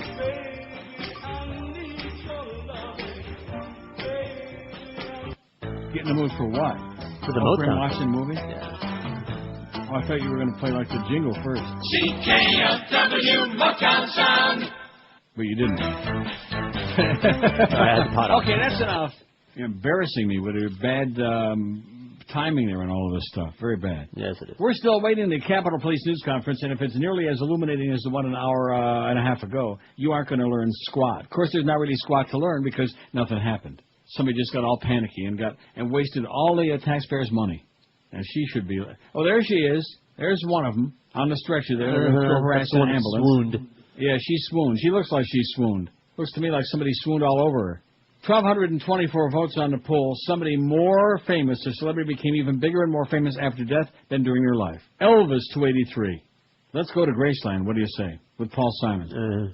James Dean, 248. Jesus, 142. Marilyn Monroe, 117. I mean, during his life, Jesus was just a schlepper, and look at now. Yeah, he's bigger than God. Tupac, 100. Did I say Marilyn Monroe 117? Yeah. Kurt Cobain 71, Jimi Hendrix 63, Ronnie Reagan 57, Buddy Holly 40, Richie Valens 34, Lenny Bruce still 27. That's because nobody in this audience has any idea who that is. Jim Croce 20, Janis Joplin 13, and the Big Bopper is still stuck there at 11. Oh, wait a minute. Here we go. We're going to get right to the Capitol Police News Conference. Sergeant Schneider is starting right now. My name is Sergeant Kimberly Schneider. I'm the Public Information Officer for the United States Capitol Police. This is our second briefing of the day. Our first one was at about 12 noon today. I just want to give you an update, but I'm going to start with the background first for anyone who may not have been here earlier. At approximately 10:30 this morning, the Capitol Police received a call-in for the report of gunfire in the Rayburn garage. Since then, the Capitol Police has employed several tactical teams, additional officers to methodically search the Rayburn building, which is still in lockdown. I'll take any questions you have at this time. Any update on injuries? We have no reports of injuries at this time. Somebody was taken out on the gurney. Was that because of a panic attack or?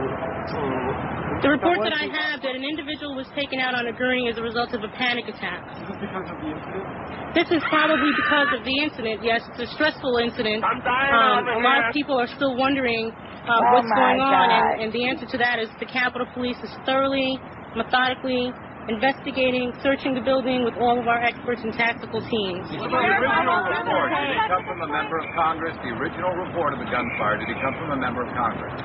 The original report was a call in to the Capitol Police. I don't have any further information. Was there a report beyond that report? Was that the only report? Apparently were in the house gym, and it was reported out by house police if they saw anything, just if they saw gunmen. I don't have any information on that at this time. Oh, all right. Bada beep, bada boop, bada bop. That's it, man. Just keep writing that on your wrist, just like the guy in Memento. Just keep writing that down. Bada beep, bada boop, because that's what it's all about. It's a bunch of crap. But boy, sure, it started at noon. In fact, the first stuff started at 10:30 this morning. The first press conference was at noon, and I use the term press conference loosely.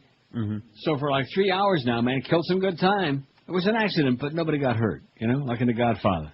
Governor Arnold Schwarzenegger will veto legislation that would require public school instructional materials to contain discussions about the contributions of gay, lesbian, bisexual, and transgender people if the bill reaches his desk. He will veto it, his spokesman said yesterday. The statement from the governor, who rarely takes positions on bills until they pass the legislature, dooms the measure, which also prohibits teaching or textbooks that reflect adversely on people because of their sexual orientation, like that freaking Michelangelo.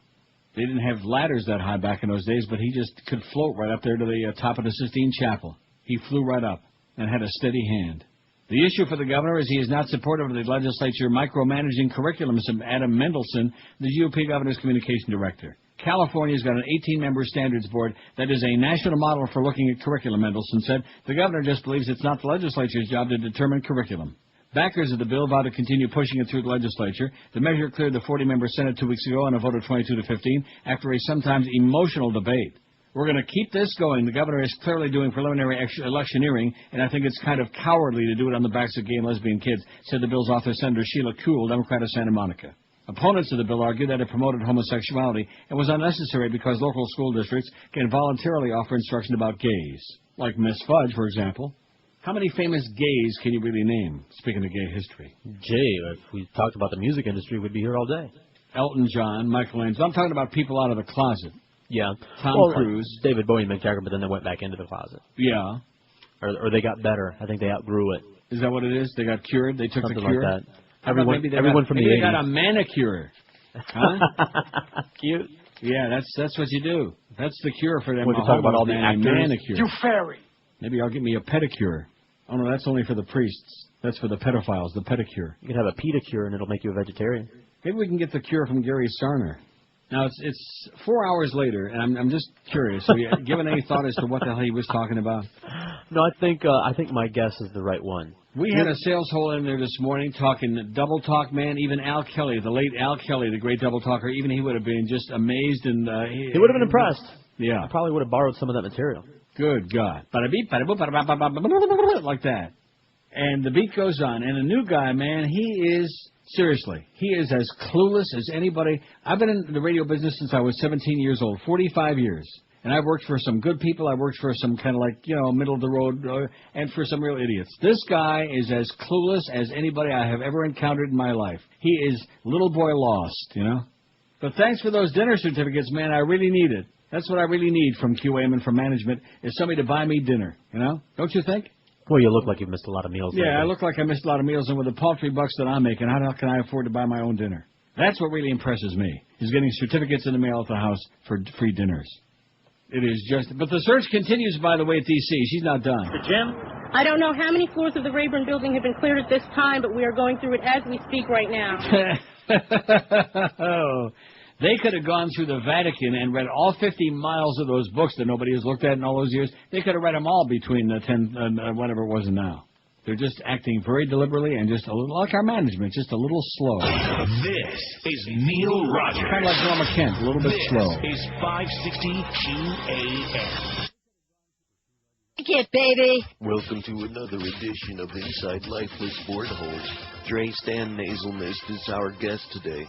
Yo, Dre. Yo. What do you have to say about your admirers who are obsessed and worship you in every way and base their intellect and entire existence on your ability to catch a ball? I don't know what I've been told, but a big-legged woman ain't got no soul. What's your take on the over and the under of the over of the underwear? I don't know what I've been told, but a big-legged woman ain't got no soul. And what's your take on those rumors flying around that you're articulate enough to replace Michael Jordan on those MCI spots? They say you're getting close to signing that contract. I don't know what I've been told, but a big-legged woman ain't got no soul. Tell us more about your charitable work for underprivileged children, helping to improve their mathematics skills through showing them how to properly weigh crack rock. I don't know what I've been told, but a big-legged woman ain't got no soul. We'll be back with more Inside Lifeless Board Holes. Have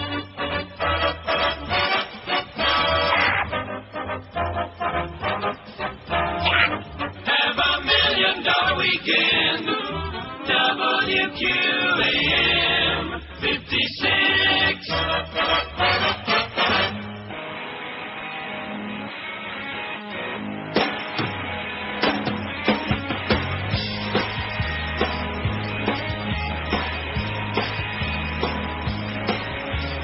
Looking for a leader to bring our country home.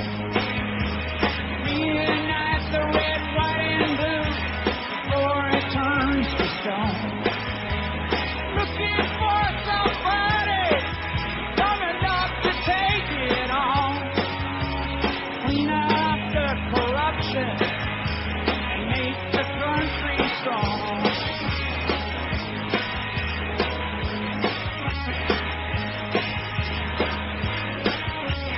Walking among our people, there's someone straight and strong to lead us from desolation in a broken world gone wrong. Someone walks among us, and I hope he hears the call. Maybe it's a woman or a black man after all.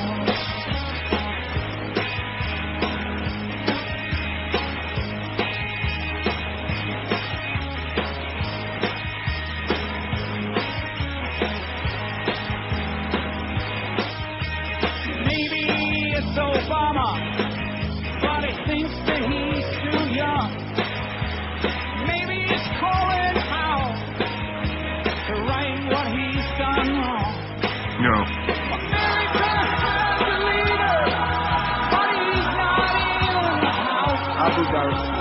Walking here among us, and we got to seek him out.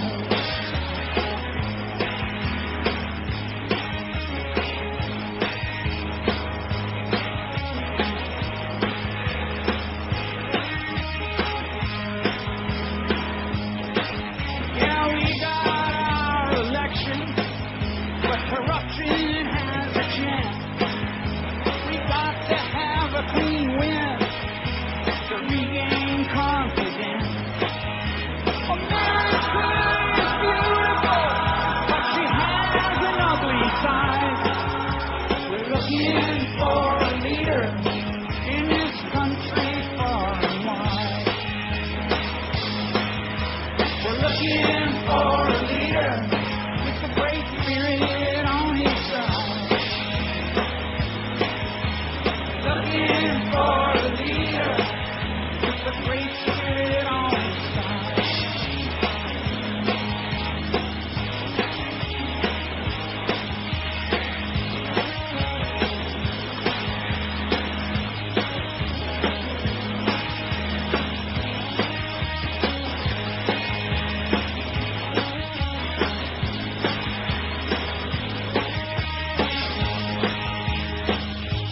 Oh,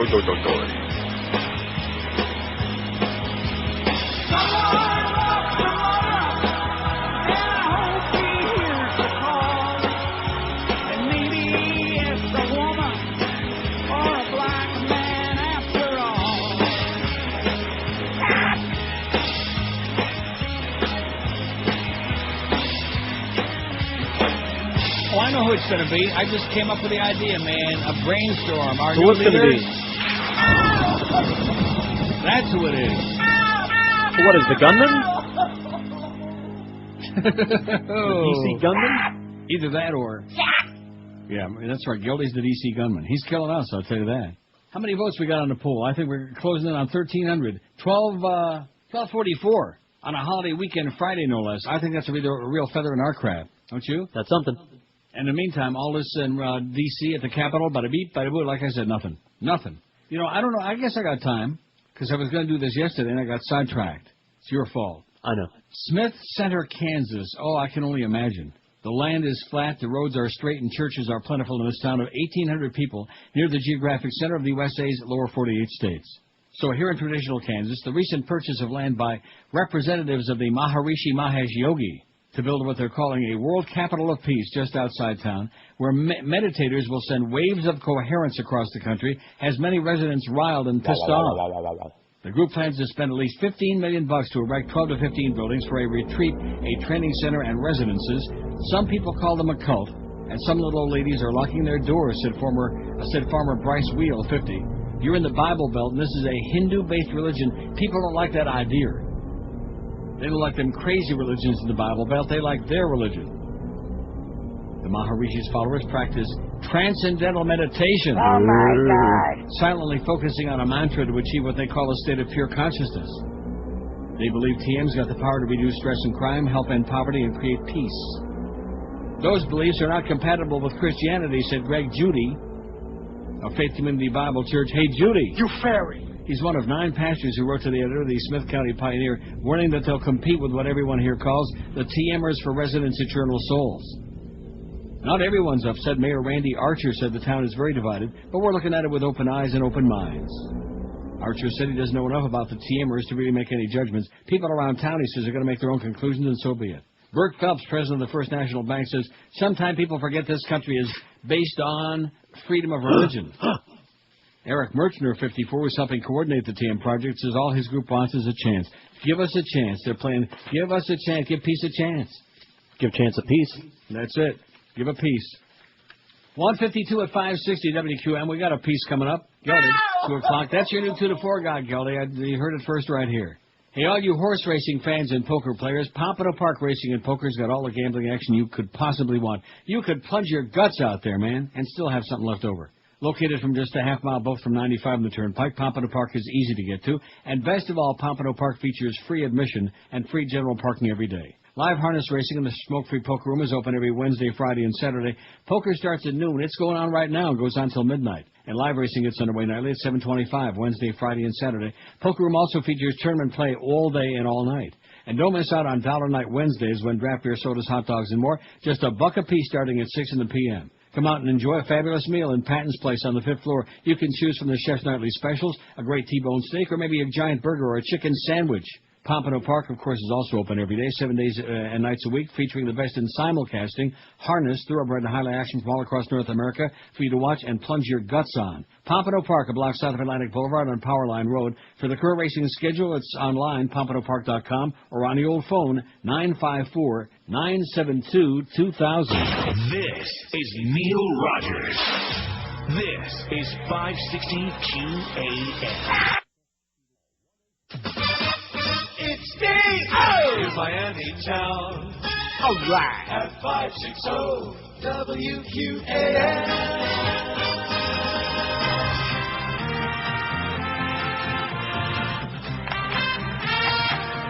I'm dying over here. They have all the oil they need to keep the gas flowing.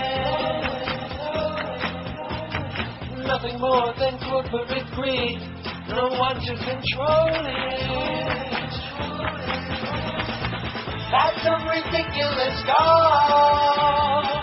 Upset with Clinton and sex. Now these guys instead or screwing you off. Oh! Rape me, at the pump they rape me. Price of the gallon, it's higher each time. Rape me, at the pump they rape me. They're making profit at an all-time high.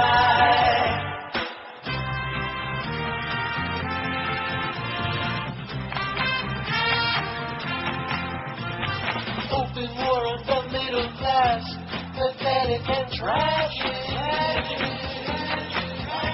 No balls to say to Bush, kiss my ass. It's over, we've had it. Rectum. You hear new spin every day, attempting to justify gouging the price higher the sky. Rape me, at the pump they rape me. They raise the price high as they like. Rape me, everyone on K Street. They buy the power that's pumping us dry.